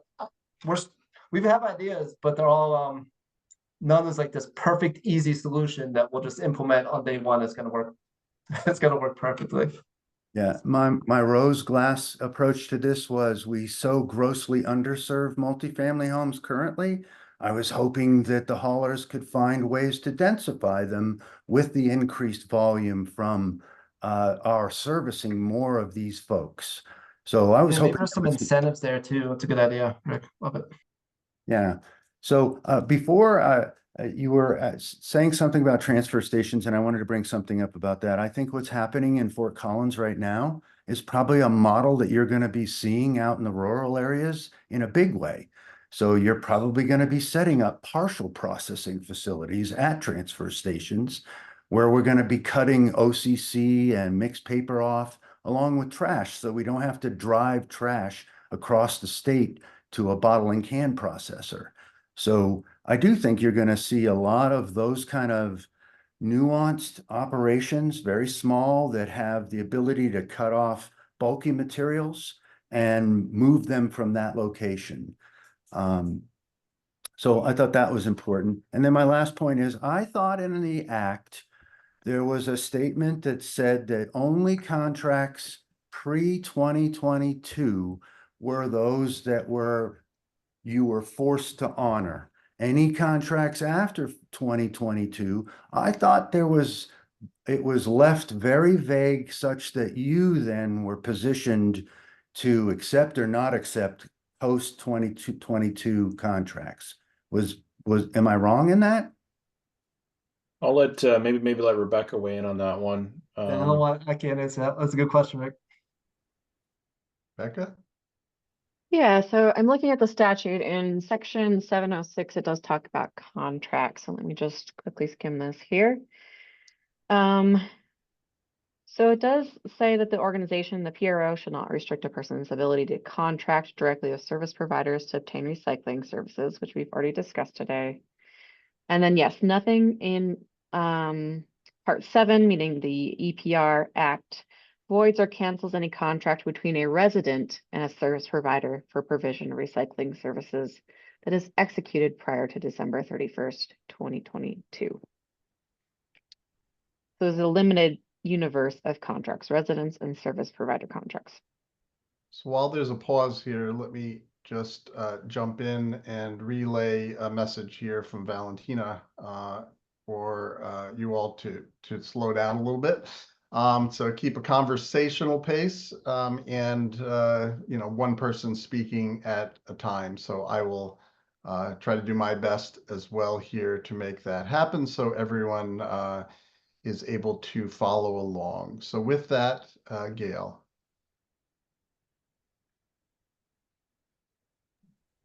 Gail Gary, City of Steamboat Springs, and I think this is an easy question, I hope. Is our county charges, I guess, what they call a deposit fee at the landfill and the MRF on a ton, and basically they use that for various reasons, for various purposes. One of which would be paying for the bridge and the maintenance of the bridge that is on the road as it goes into the landfill and the MRF. I'm assuming that would just then be considered a cost that would be reimbursed. Thought you said this was going to be an easy question. Gosh, I actually think that's kind of a hard one. So if there is like a county surcharge on every ton that's tipped at the MRF, and that surcharge is used to fund a capital project in the county. And gosh, I actually don't know. That's a great question. I don't think it's that easy because I don't know the answer. Is that like an acceptable reimbursed cost, or that be a fee that's still? I guess there's two options, right? Is it a reimbursed cost, or would that surcharge continue to be charged for every ton that's dropped off? So let me look into that. And I don't know, Pete, if you've got a perspective on that. Gail, so again, let me jump in. Just slow it down a little bit and don't talk over one another. Thank you. Go ahead, Pete. Gail, maybe if you could just provide, if you could just provide a little bit more detail. Can you just explain the situation again? Sure, or I can even take this one offline if that would help in terms of facilitate, kind of moving the conversation on. I can send you, can send an email with the details if that's, kind of the preference, Scott. I would, whether you think that this is a good discussion for the whole, or if it's a one-off. I think we can go. I think we could answer this question. It's a capital, it's a capital expenditure. It's to pay for a bridge. It's part of how the trucks get to, where they're going. And I suppose once at some point that fee will go away since the bridge will be paid for. So at a certain time. So it's an additional expense that is part of the cost of the waste disposal for Steamboat Springs. Right, exactly. Is this a resident paying for this? The resident is paying? No, the resident's not paying directly when they go to drop materials off? So again, the landfill and the MRF are privately owned, but the county does charge a deposit, what they call a deposit fee, to the landfill, or the private owners, the haulers. I mean, actually, I don't know if it goes to we can find that out, whether it goes to the haulers or whether it's the landfill. But I think it's a landfill fee on a per ton basis that again, and I would say it's ongoing maintenance, right? Because there is a bridge, right? And the more you use the bridge and you've got these big trucks going over it, there does need to be improvements and maintenance to make sure, and because it's that it operates safely. Does that give you enough? So the question, right, is does that become just a fee, a cost that so you've got a cost from the landfill, right? So where does that get factored into the process of reimbursement? Yeah, so I think that would fit into more or less a cost of doing business for that collector, because the collector that cost is hitting them, and so that's a cost of doing business that we would need to. I mean, that service provider is paying that cost, and obviously it will be a cost to doing business, and so it would need to be somehow accounted for in the rate that we're providing back to that service provider. So we need to do it probably a little bit more looking at it, Gail.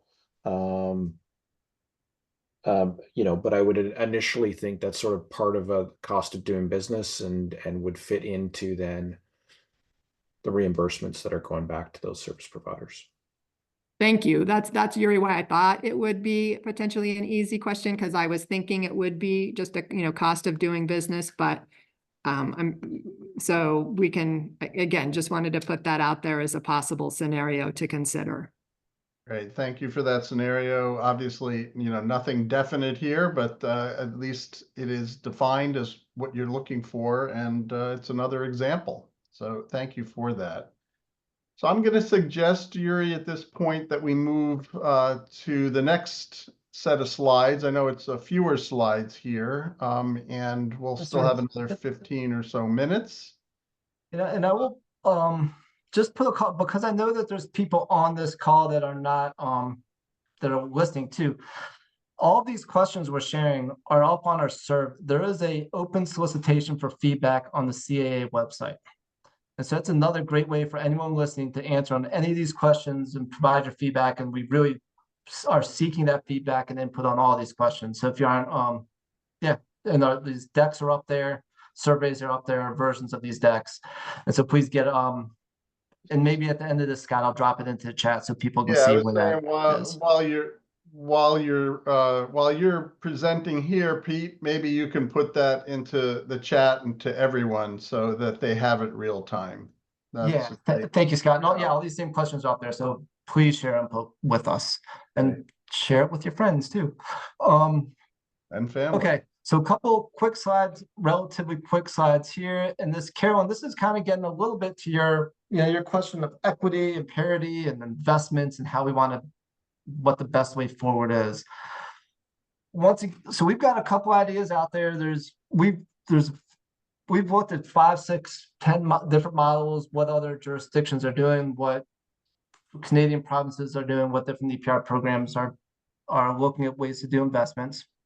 We've come up with a couple potential ideas, but we aren't limited to these ideas. So if there's additional ones or nuances to these, please share them. So we're entering into service agreements with service providers, processors, and we put some incentives into those, kind of like you're talking about, Rick. Like if you can reduce contamination by 1%, you get a 2% increase in your upside revenues. So put some incentives into those contractual agreements, allow the MRF operators, owners to make these decisions on themselves to say, is the return on investment worth it? Do we have the bandwidth to do it? We got the funding. Here's incentives. It's really, the MRFs are driving it. Option 2 is this capital fund, and this might be better for some of the smaller MRFs that may not have capital funding available. And we see a couple ways this could potentially work, and maybe these all work in concert. Maybe we just choose one. I'm not, quite sure what y'all think is best yet.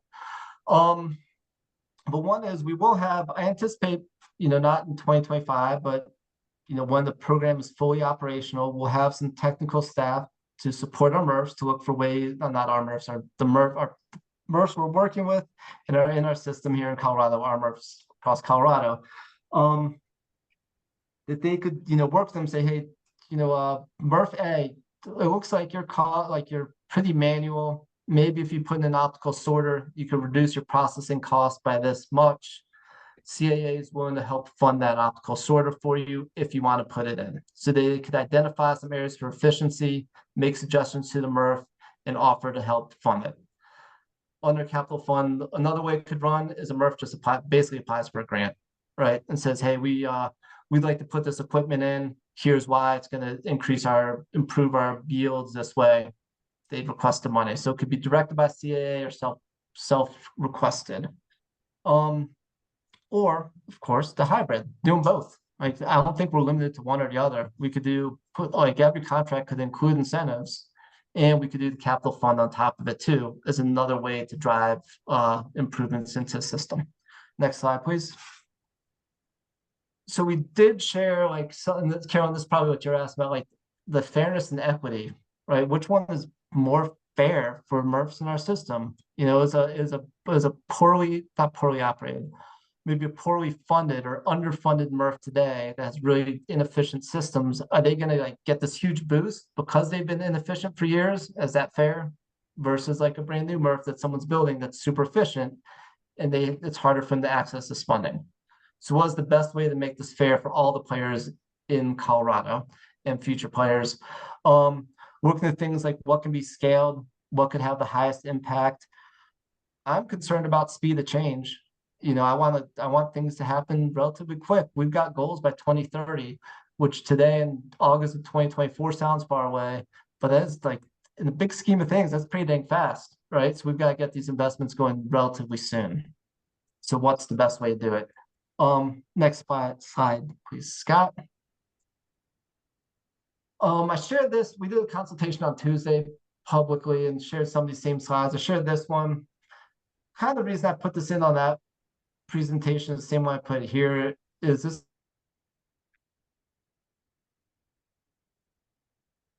what, Yuri, did you processors in the state? There's a ton of really strong benefits from these EPR processing agreements. Rick, you mentioned this already, additional feedstock. It's hard for us to guarantee X number of tons in year one, but we do know that access to recycling is going to increase significantly. I've seen estimates of up to 1 million new households in the Front Range. So we're talking like massive amounts of materials, and new materials come to tons.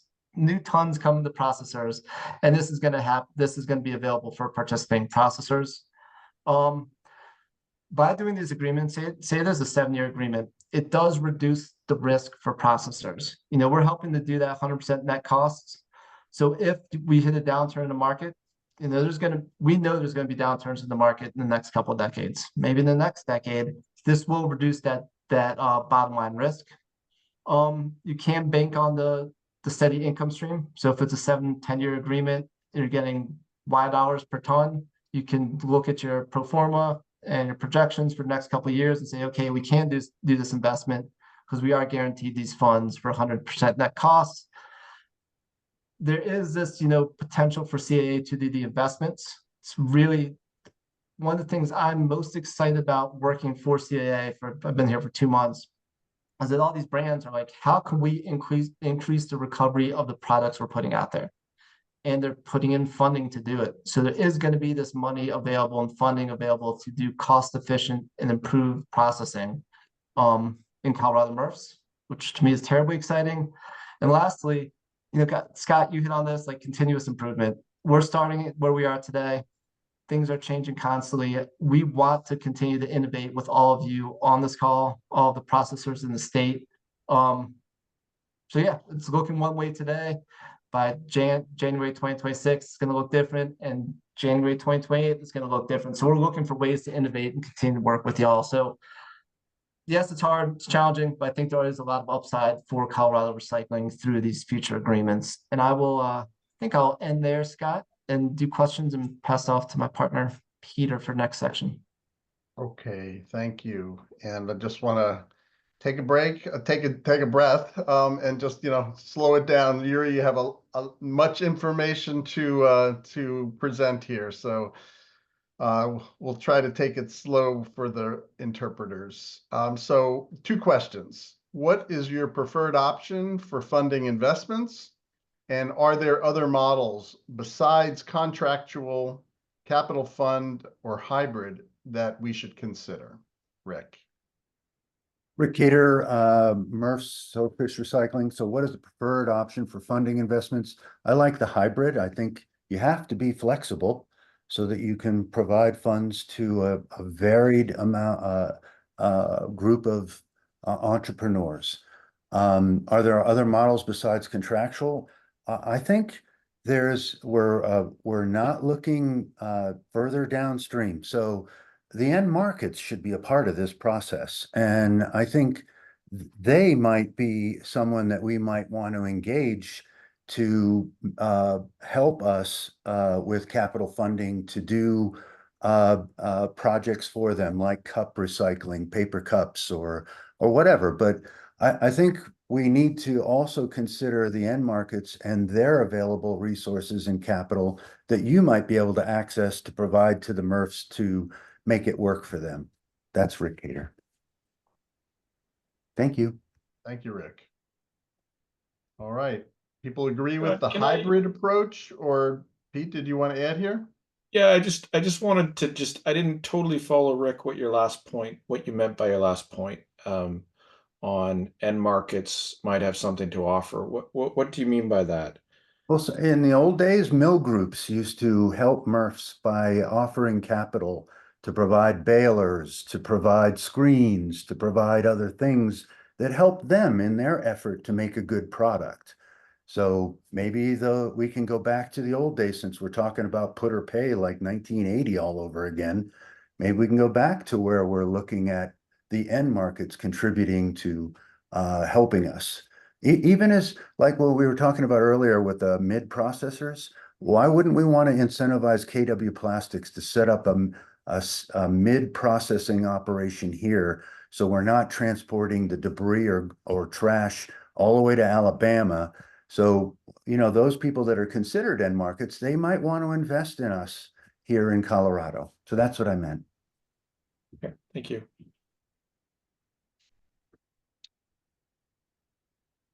Are there other comments about the investment mechanisms, the options? Everyone worn out? Barrett's not. Go ahead, Barrett. Yeah, Barrett Jensen, Landfill with Recycling, Waste Connections of Colorado. Just curious about, especially for the hybrid version, who would be reviewing and approving if there are grants that are going to go out there? And do you see it either complementing or not complementing, existing grant, like for the C3 board, right? That's being stood up right now. Do you see it conflicting or helping with that in any way? So great question, Barrett. My goal would be to be complementary to C3. I think this would be true with all the potential, investments that we're looking at. Is like, is there, composting too? Like, Clinton, you're on here. Is there ways of C3? I know it has been one of their folks as well as just forward of, bolstering composting processing in the state. So I would want it to be complementary to that. Barrett, I haven't spoken with the CDPHE grants team about it. And Wolf, maybe we put that on our agenda, because that has been something that's been like, we've been tossing around internally, like how can we complement those grants? In terms of review for CAA, if it is a capital fund and there's an application, there wouldn't be like the C3 or public. I would anticipate that CAA coming up with a process internally to review those applications.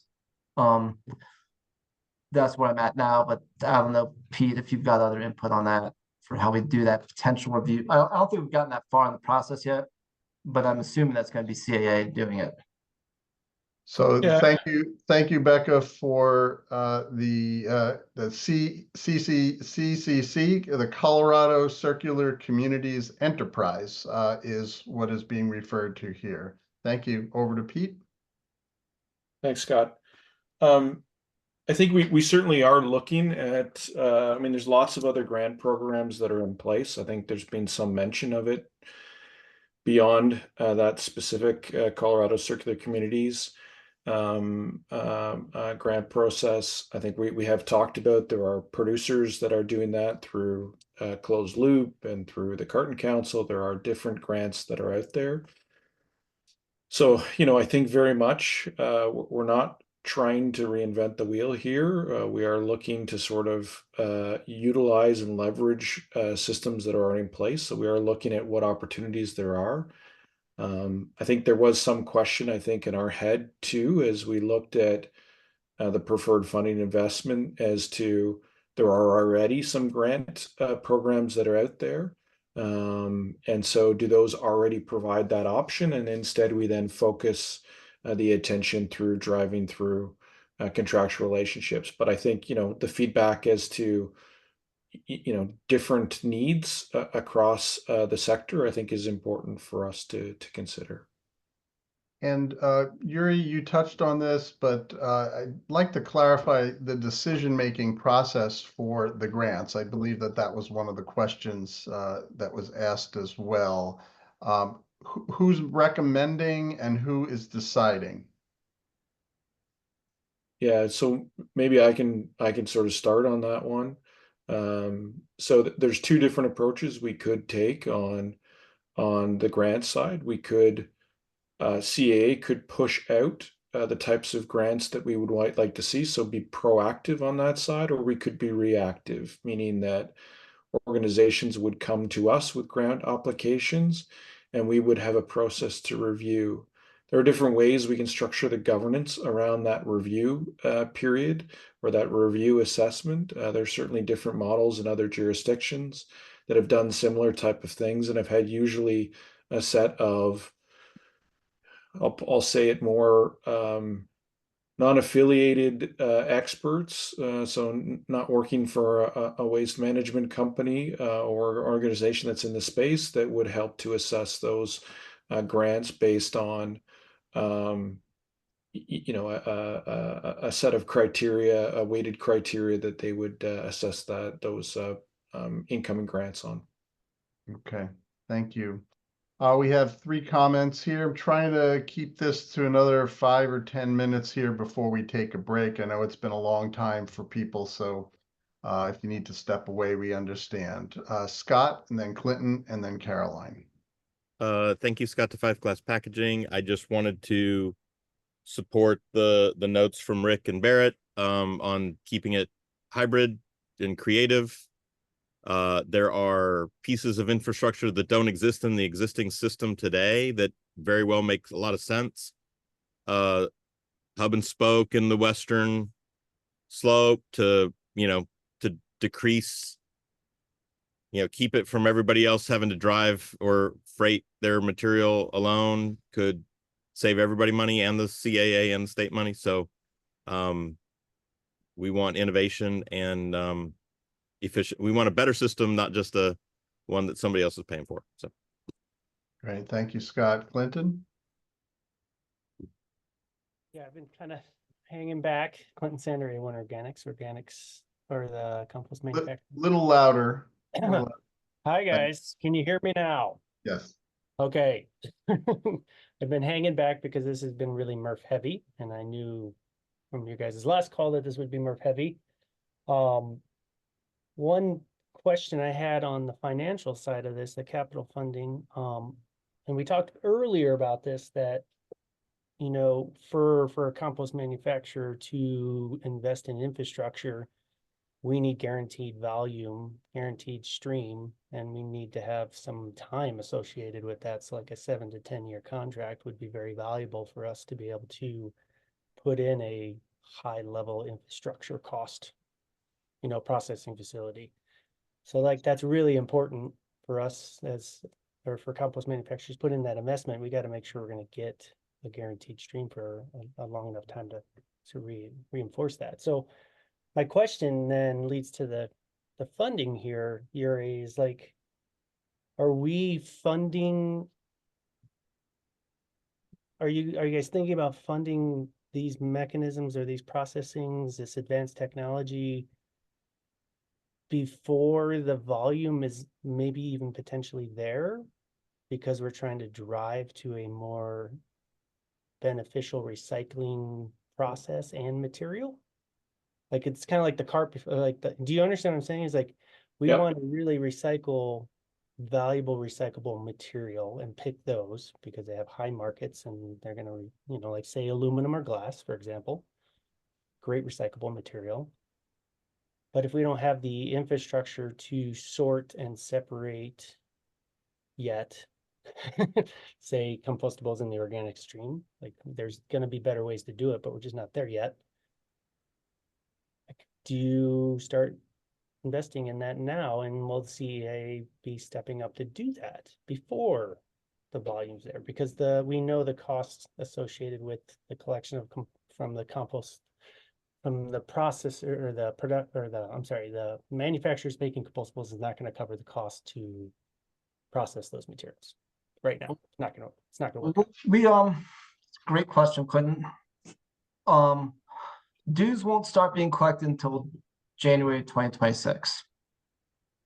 So it would be challenging to do, I don't know the timeline, but I anticipate that we'd have to build up, like if we're going this capital fund route, we'd have to build up the capital fund. We'd have to build it up. So we couldn't do that before the dues are coming in.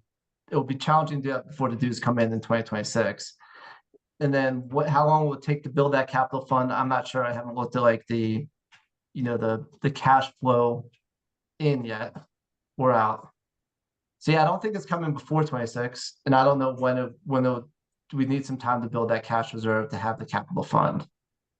Yeah, I mean, and with the rollout of being residential first in those collection streams, and then moving into commercial, that's where the volume of these type of materials, compostables, is definitely going to change significantly, depending on if they're accepted by the processor. So, and you got to incentivize that too. So, okay, just bringing up the compostable side of this conversation, and I know we weren't diving into that right now because this was really heavy MRF, but something to think about when it comes to funding. What's investment side is, it's not totally different than what we shared with composting, right? It's a little bit different, but there's some similar ideas. Yeah. Okay. Maybe let me just add another piece. And Clinton, this again, the compost discussion fits somewhat differently. But I think there's always the question with recycling markets as to, chicken versus egg. You need quantities to drive end markets. So, you really need to establish supply, and the, economic case may not necessarily be there on day one. And I think what we're looking at potentially is how do we try to create the right conditions so that we can support end markets and move things forward. So I think we are potentially looking at least for MRFs, how do we secure potentially longer term agreements, or whether that be grant funding, but how do we look to establish agreements in place to allow those facilities to invest over the longer term into equipment that they feel comfortable that they're going to get a return on investment in that period of time, so that we can build the supply and markets for some of those materials that are currently not recycled in Colorado. And I'm going to push back and I'm going to say something different, is that in the organics recycling stream, and if you are creating finished compost from the diverted organics, you already have one of the largest end markets available for our finished product, which is the soil across this state of Colorado. You got municipalities, you got agriculture, you got all the end markets you need. And the beneficial impact to reduce climate impact is enormous. So that's where you have an enormous win. And you got me on my soapbox, but that's where you have an enormous win within the organics recycling industry, because of the beneficial use of our finished product, where end markets are so valuable to us, because we could never make enough finished product to cover the amount of end market we have in this state of Colorado. So that's different for us. That's where you got to understand the importance of quality, the importance of the finished product, and how beneficial it is to our environment. So I'll stop there, but that's the huge win. That's the difference here. It's enormous. Yeah, I guess I'm loudly agreeing with you. I mean, when we talk about the drivers for MRFs and the way we're looking to compensate MRFs is different than what we are compensating potentially for compostables. So we've tried to separate those conversations out, and the legislation has fundamentally different requirements when it comes to the two materials. So I guess I'm not disagreeing with anything you're saying, but they're, vastly different requirements on the two sides. Agreed. All right. Thank you, Clinton. We missed your voice. All right. Last question or comment here to Caroline, and then we will be up for a break. Caroline?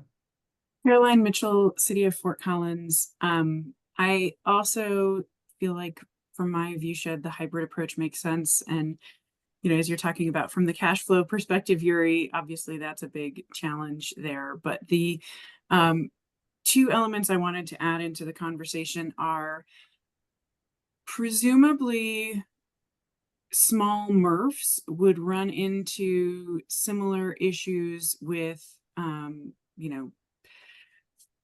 guess, sorry.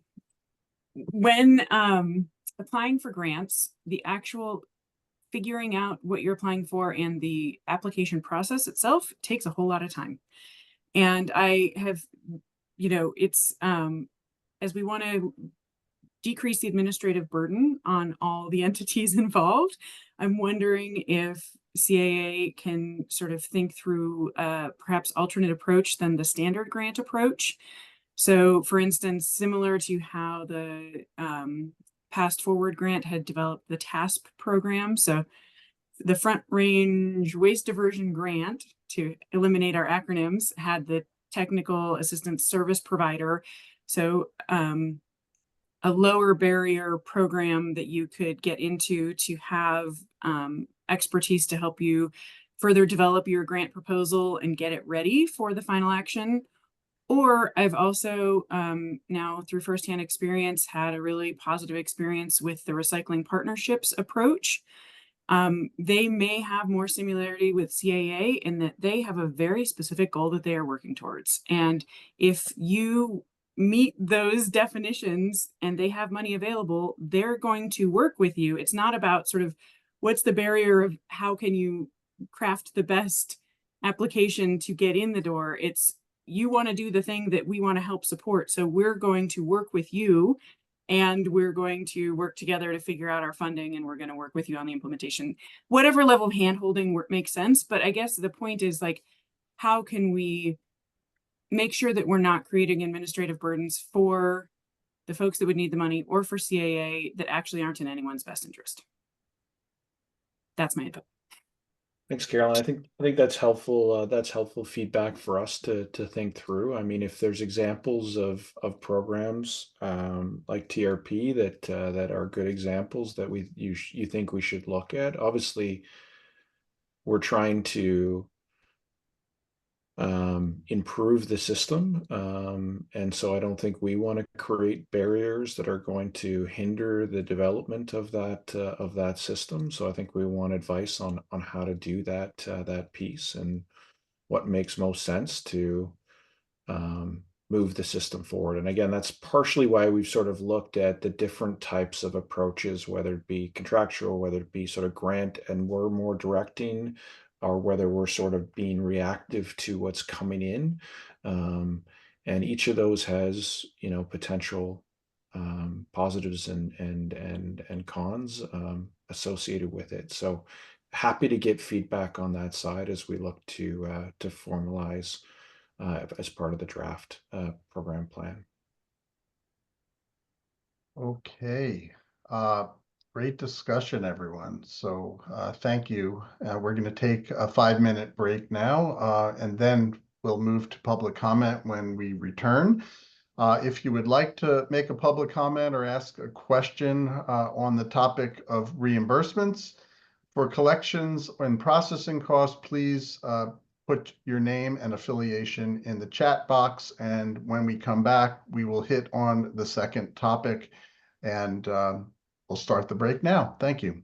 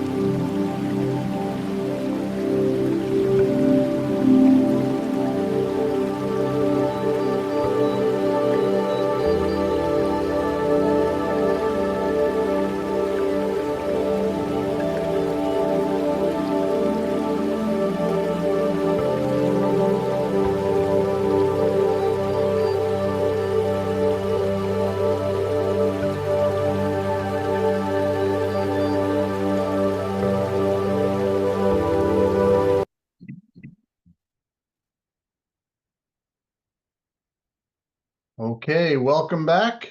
And I will now turn it over to Brandon for the first public comment period of today's technical work session. Brandon? Thank you, Scott. I want to reiterate what Scott said before the break. We have not received any requests for comment or questions within the chat. However, if you are interested in providing public comment or asking a question on the topic of reimbursements for collections and processing costs, please submit your name and organization in the chat, and we will call on attendees in the order those requests were received. Since we do have limited time, we will allow for 2 minutes for each comment, and question and answer periods are going to be moderated based on the total number of individuals in the queue to allow everyone to participate. So we'll wait here for about a minute or so, and if we don't get any public comment requests, Scott, we'll go ahead and move forward.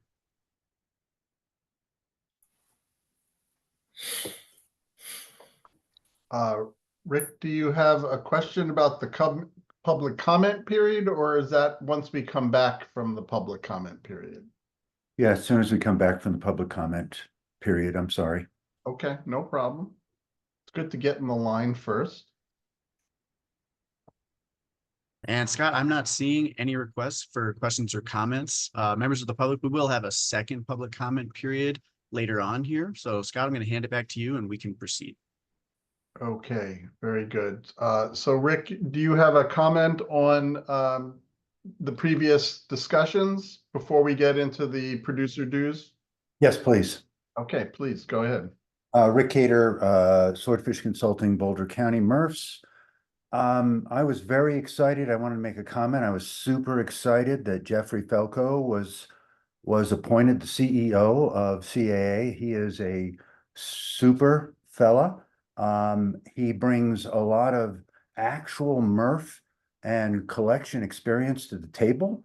And not to diminish Peter and the rest of your team who are predominantly consultants, but this guy is an actual ops guy.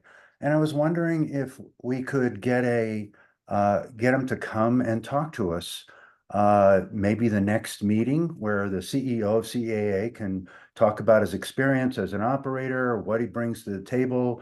I think he would give a lot of folks in the industry a warm, fuzzy feel because he comes from our industry. And I think they would understand that CAA is populating their organization with some pretty stellar folks. So that's my request. Thank you. Great. Thank you very much, Rick. Appreciate the comment. Okay, we're now going to move to the second and final topic of today's technical work session, which is producer dues. And I believe, Pete, you are going to be presenting this? Yeah, absolutely. Yeah. Great. So I don't think this should actually be a long session, which we don't have much time regardless. So we have gone through this section before, but we have been, fine-tuning some of this section. So I wanted to just go through a couple of slides. So we have talked about this before, as I said. The producer dues are set based on the budget costs. So if you look at the two top boxes, so the system costs. So what does the system cost to collect materials, transport materials, process them, ensure that there's capital funding, ensure that we're providing expanded servicing. And then there are other costs that are other administrative costs, so education and outreach, regulatory reserves that we need to have in place, material-specific costs that might be looking to expand materials out. There's pro-administrative costs. There are also potentially costs that may be associated with the bonuses, particularly that we may be paying out as part of that. And so really what we're showing is those system costs are one element. Those get allocated to each type of material. And I think hopefully in the next session or two, we will be coming back to you with the reporting categories and what those categories will look like for what fees are going to get assessed to those material categories.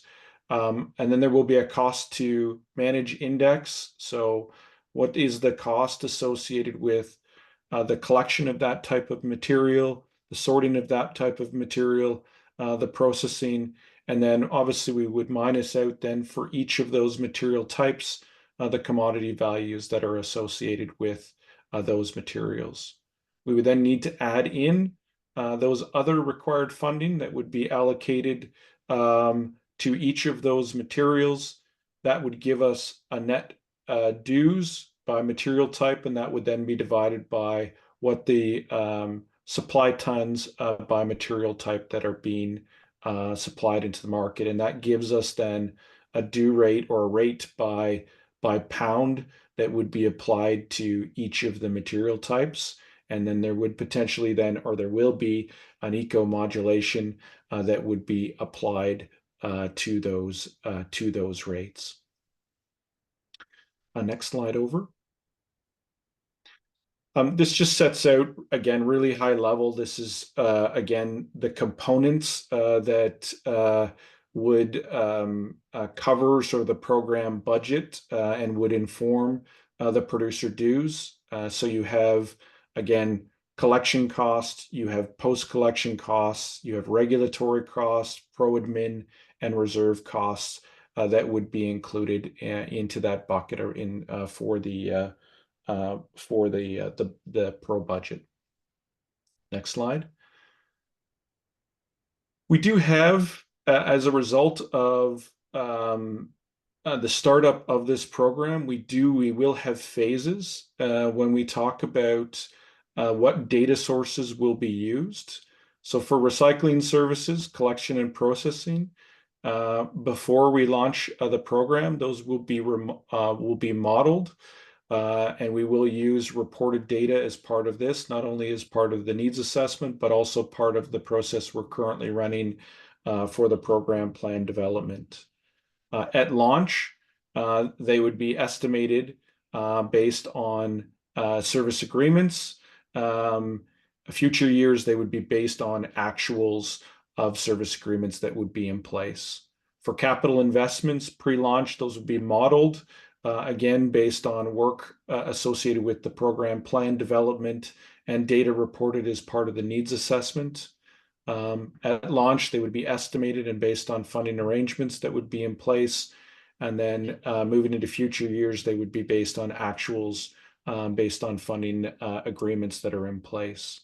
For producer supply data, pre-launch, they will be modeled. It will be modeled data based on the needs assessment that was undertaken. We will also look at other jurisdictions to inform to make sure we can pull more specifics for the reporting categories that we're talking about to break down those categories.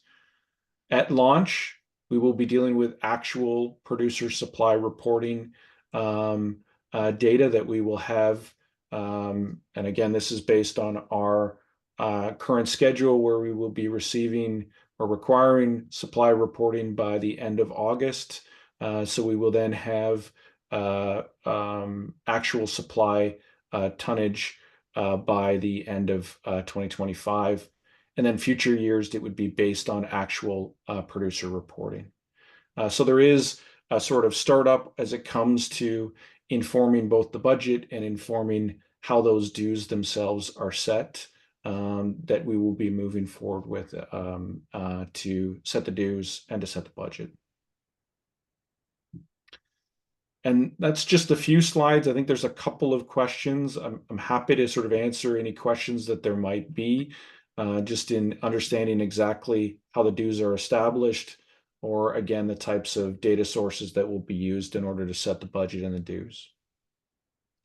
Great, thank you, Pete. Rick. Rick Hader, Swordfish Consulting, MRFs. Is there a statutory requirement for a certain level of reserves? There are statutory limitations on the reserves that can be in place, as well as a waiver that will allow for some adjustments to that if necessary. Scott? Scott DeFife glass packaging, and I got to keep up the pattern of Rick raising and then me raising, and then right. So Like a poker game. Pete, it's maybe premature, but based on things that are going on in other states, and I'm learning about these models, these costing models, but there's some notion that there may be some. Are there costs that you are looking at that are system-wide that are not material specific?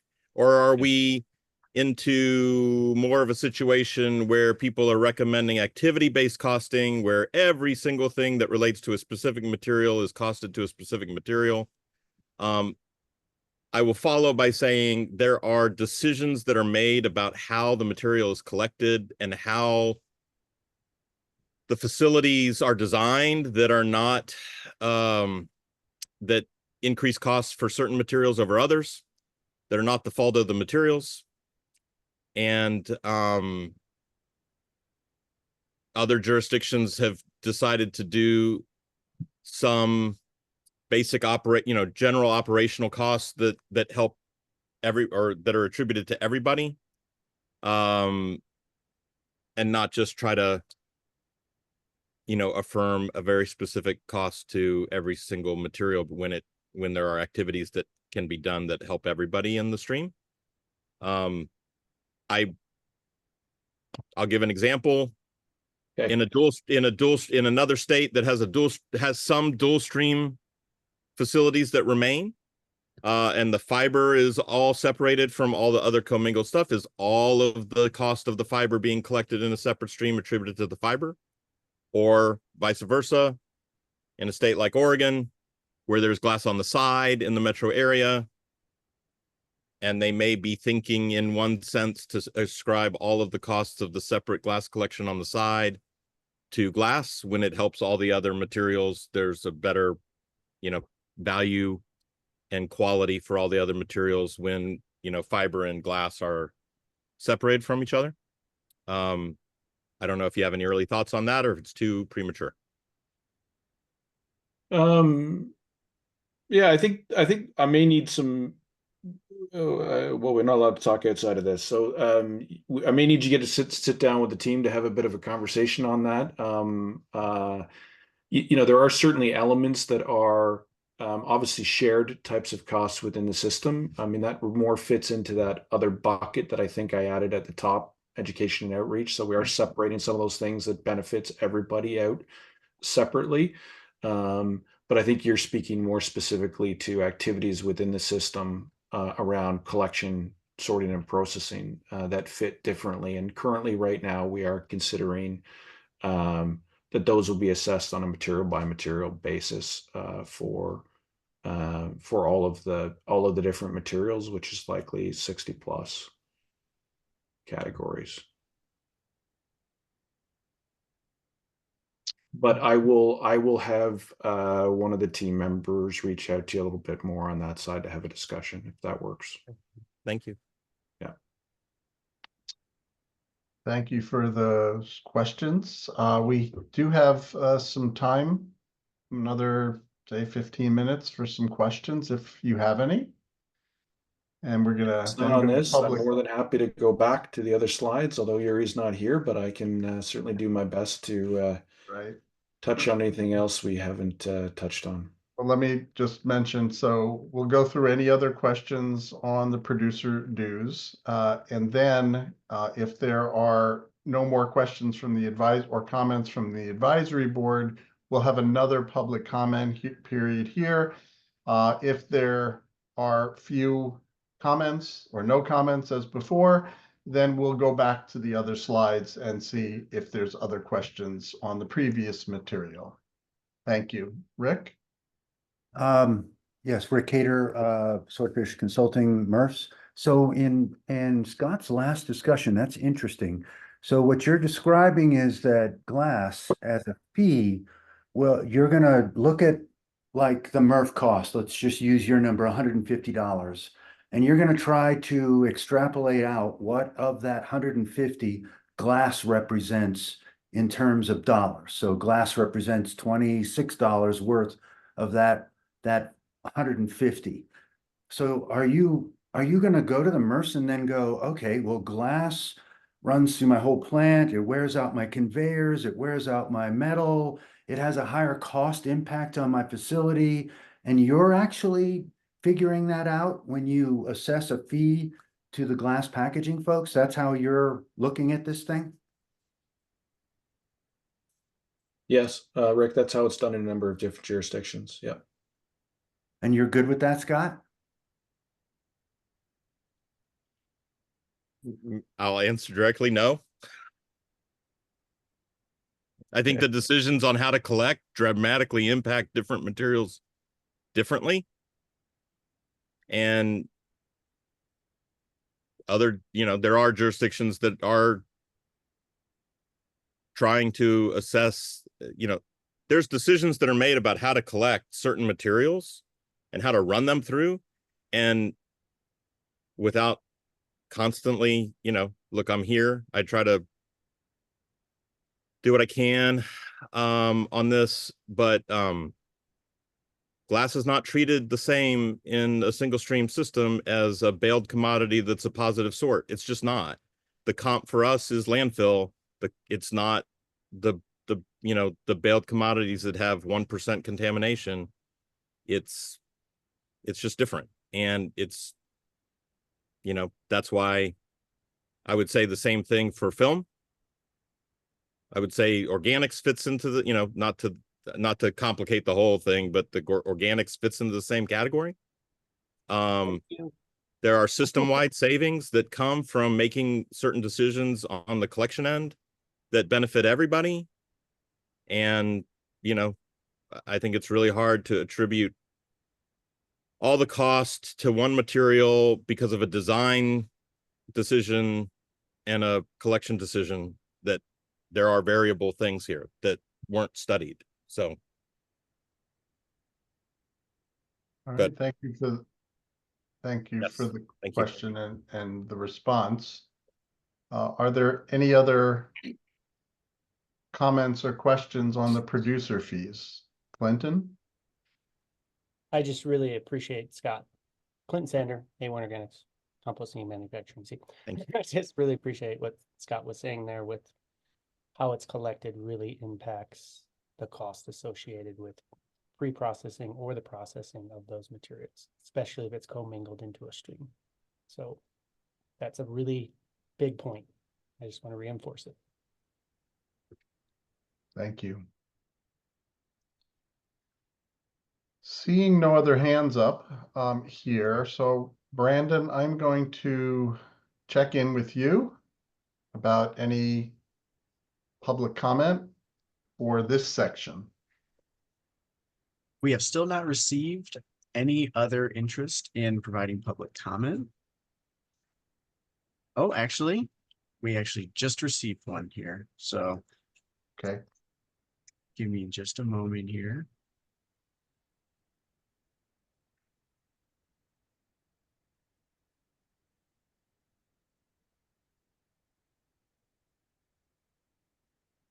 Looks like we have Peter. Okay, Beerbaum. Peter Beerbaum, if you can please unmute, say your affiliation, and ask your question or provide your comment. Yes, Peter Beerbaum with One Mold Resource. And just a simple question for Circular Action Alliance. Is that list of 60 plus materials, the covered materials category, is that expected to be finalized for producers at that August 2025 reporting timeframe, or is it an earlier date or a later date when you anticipate that final list?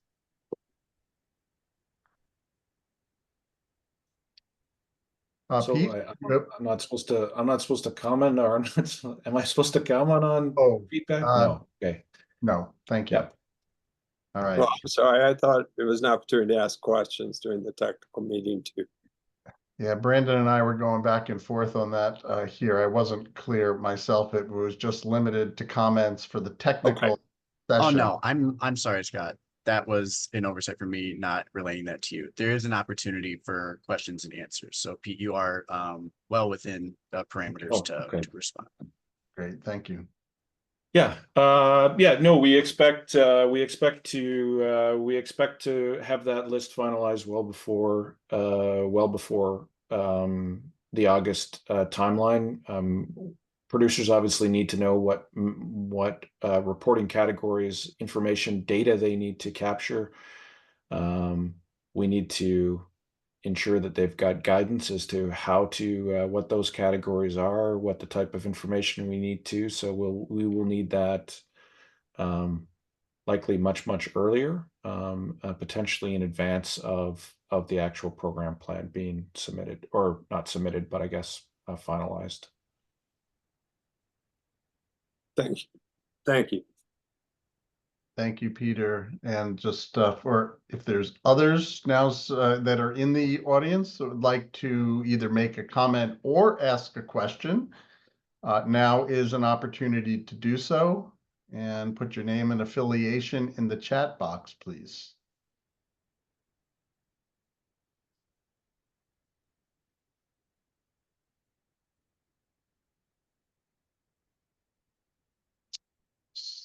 So not seeing anyone jumped at the opportunity. We do have a few more minutes if those on the advisory board would like to continue the discussion. And Clinton has his hand up. Clinton. Yeah. Something else I just wanted to reinforce too that was mentioned earlier by Carolyn, which is helping the process of going after grant funding. And for the smaller processor, the smaller hauler, etc. I think that I really think CAA really needs to take a deep dive and hard look at that and help support that process for a processor or a collector. Because it can be quite exhausting. And if you're a small operation, you might not just have the resources. So I just want to reinforce that. That would be really beneficial for the smaller processor in the state. Thank you, Clinton. Any other comments? Yeah, as I said, if there's guidance that can be provided on that side as to this is the type of grant structure that we like, that would be helpful to understand. And as I said, we're also trying to look at what other mechanisms might work that don't require the administration that is needed around a grant funding process. Caroline? Caroline Mitchell, City of Fort Collins. Thank you for the comment, Clinton. And just to maybe expand a little bit further on the topic, I think if there is an approach similar to the recycling partnership, it's something that would probably require more of a staff investment from Circular Action Alliance. And, maybe something that could, whether it's partnering with a third party that could consult with MRFs for potential improvements, or whether it's somebody within CAA staff to consult on opportunities, but, perhaps it could be, whatever your threshold is. If your processing fee is X, if your yield is X, if, there could be some sorts of thresholds within the system saying, okay, we're going to work to help, it's going to benefit everybody. We're going to help figure out how to address these if you would like the help. And whether you have a third party or somebody on the CAA staff helping to identify the potential solutions, and then again, just sort of eliminating the barrier there. But it does seem like CAA will be in a unique position of working with all of the MRFs and the transfer stations to have a really in-depth systems view. And so investing in sort of the, maybe the staff time to help find those efficiencies within the system. It seems like something that, it's maybe one of those where you invest a little bit in the staff time, but then you end up investing less in the broader system. Perhaps that's sort of an opportunity. So yeah, I'm done on that one for now. Thank you. Thank you, Caroline. Rick? Rick Cater, Swordfish Consulting, Boulder County, MRF guy. So I thought I read in in this presentation that you had or intended to have site techs, people that would come out to the MRFs as technical experts and help the MRFs identify what type of improvements they might need. I'm pretty sure I saw that in here. So that is an expectation, right, Peter? No, I think that's one potential approach that could be taken, Rick. So there is the sort of more proactive potential approach in doing that work. And the other is to be potentially more reactive from a grant a processing perspective. So there's two different ways we could go about doing it. And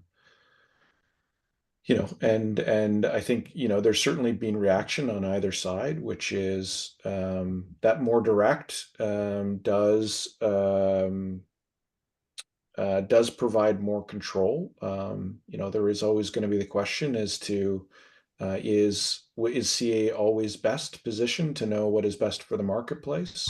And so there is some of that question that comes up on that side. So I'd agree that I'm going to agree with Caroline. I think you need a team that does just that. I think you are the ones who are charged with increasing recycling in the state, not the MRF. We're charged with processing it. So I would think you'd be the one that would want to champion finding improvements in all of our facilities. And you, just like OSHA provides a service to come into the MRF and show us where we are with our safety, I would think you guys in this capacity would be able, with your kind of leverage, be able to do the same.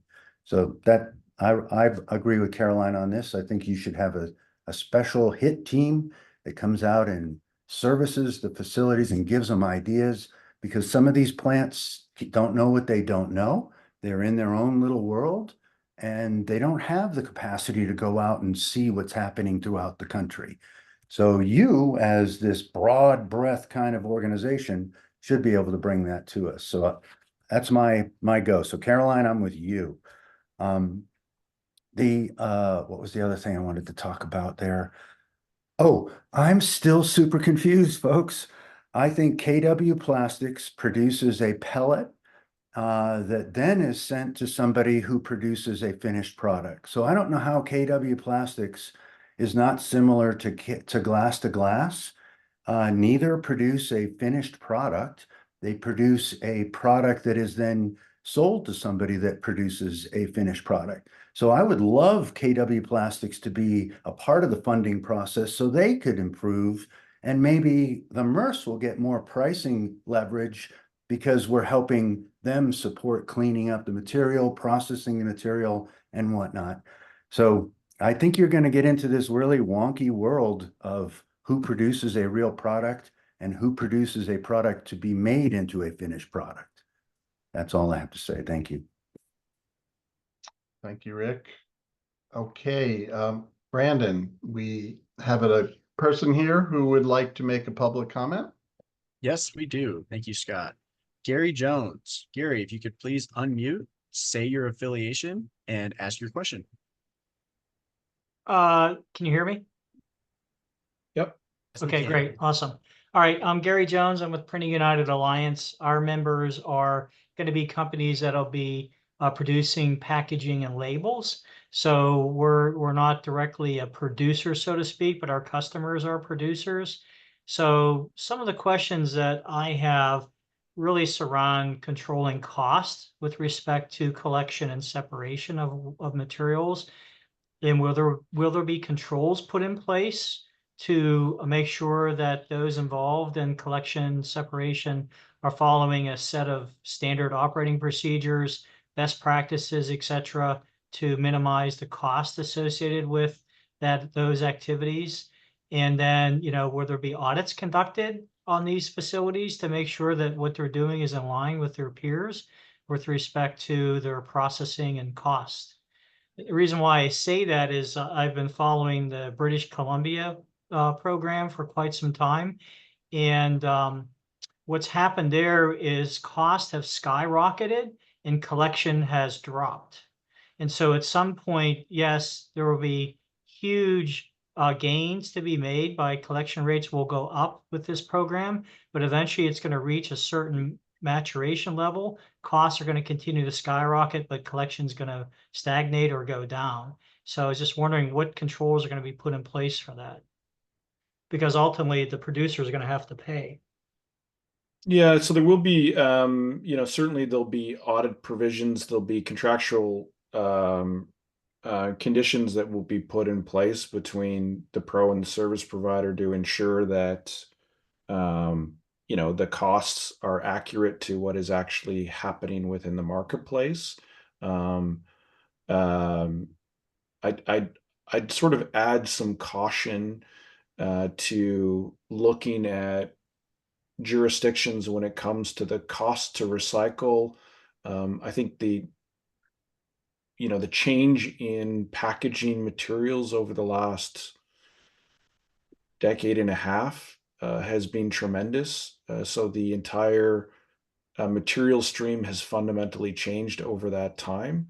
A massive shift from materials that have stronger markets and are easier to recycle to lighter weight materials. And so that has fundamentally changed the costs related to those packages. So it's important to sort of keep some of those things in mind when evaluating the efficiency and effectiveness of those programs. But I think we are certainly looking at the types of potential contractual relationships that might be in place between the pro and the service providers to ensure costs are accurate, and also looking at ways that we can improve the efficiency of the system. And again, that fits in with different types of tools that can be used to do that. That fits with certainly some of the stuff around grant programs, around ensuring there's greater efficiency happening at those facilities. They're able to clean those materials up and get better commodities to be able to sell and greater revenue from those. So I think there's a number of ways that we will be looking at that moving forward. Yeah, you also have to be concerned. You make one comment in terms of the packaging material, as companies have moved and changed that the types of packaging that they're utilizing. A lot of those have been moved in a proper direction with respect to reducing impact, and yet you don't want to set your fees such that you're going to be penalizing that movement as well. So that needs to be balanced, especially if you have a lighter weight package. Its carbon footprint's going to be a heck of a lot less than, say, a heavier package. And so therefore, are you going to say, well, there's a disincentive because that material is a little bit more difficult to separate. So therefore, you're going to pay a higher fee. So you're actually sending the wrong message with respect to the whole circular economy. And this is just one aspect of the total circularity of a particular material. Yeah, thanks, Gary. I mean, certainly lots to break out there when it comes to packaging material. We do need to make sure that the overall costs of the system can be funded. So, that is part of the picture. And I think certainly in the legislation, it certainly requires us to look at other elements around eco-modulation to better incent different types of activities that might be happening to improve outcomes. So things like source reduction, reuse and refill, that type of stuff. Gary, thank you very much for your questions. Appreciate it. Sure. Okay, Rick, you have perhaps a comment on related to this, or another question or comment related to something else. We have just a few more minutes here. We got 5 minutes before we're going to close. Rick? Thank you. Rick Hader, Swordfish Consulting, Murphs, Boulder County. Gary brought up a beautiful example of what I fear, and that is utilizing current infrastructure and expanding current infrastructure. In British Columbia, what I believe happened, and correct me if I'm wrong, Peter, they have gone to sole sourcing all of recycling to one company now for the whole province. They went from utilizing all the current infrastructure to then going to this one processor in that effort to, I guess, reduce costs or whatnot. So one of my greatest fears is that kind of consolidation of processors. And then the fact that in British Columbia, if it did happen that way, all that capital is now focused on one company. So if you want to leave that company, how do you reinvest capital in the state to reset and move forward? So I just want to hear reassurances that we're not going to go to one processor for the whole state, and we're going to try to be competitive. Yeah, Rick, not exactly. It's a long history on that one. I mean, they went out for contracts for the state or for the province, I guess, in the case of British Columbia. I think the expectation was they were going to receive multiple bids back. They ended up having a consortium that came together that used a number of different players within the system. They used a number of local haulers, and that consortium ended up winning that bid. So there have been concerns that have been raised by certain players about how that process was established. So I think some of the concerns that you're raising are concerns that certainly I've heard by others. There's differences that are taking place in other parts of the country. So Ontario has done more of a regional contracting perspective. So it's multiple processing facilities that will be set up. That's obviously a larger province, but you are seeing similar types of approaches, I think, that will be undertaken as well in New Brunswick, in Saskatchewan, that will take more of a broken up perspective around how contracts are laid out. Again, it's a different situation here in Colorado, just given the fact that collection currently is not organized in a large part of the state. So it will be a different piece there. But I think we have been very clear as part of the principles that we're looking to make sure that we are keeping a competitive marketplace in place. It's obviously not in the long-term interest of producers to have one service provider that is dictating the price to producers. So that is certainly something that will be kept in mind as we move forward. Great. Thank you for all these comments. Again, we're all learning from one another and in various jurisdictions here. So that's really all that we have time for today. I want to thank everyone for Pete and Yuri for the presentations, for the advisory board, for all of your comments, for Gary for his public comment, and for all those that have joined us here today. Thank you for all of your time. So PSI, as a follow-up here, will compile all of the board's feedback and comments for the Circular Action Alliance team. And that draft feedback will be saved in the advisory board shared folder. Our next technical work session is on September 26th. The meeting recording for today's meeting will be posted on the EPR webpage within the next few days. And please join us for our next regularly scheduled advisory board business meeting on September 11th. Before I close here, Pete, I see you have a hand up. My apologies. It just brought to mind when you said summarizing feedback. Gail Gary had a question earlier about feedback from the consultation sessions that we are running separately from the advisory board. So I just wanted to provide an update in the sense that we will be looking to bring the consolidated comments back to the group, and they will be included as part of the draft program plan. There is a bit of a delay. We certainly are tracking the comments that we receive in the actual and the questions we receive in those consultation sessions.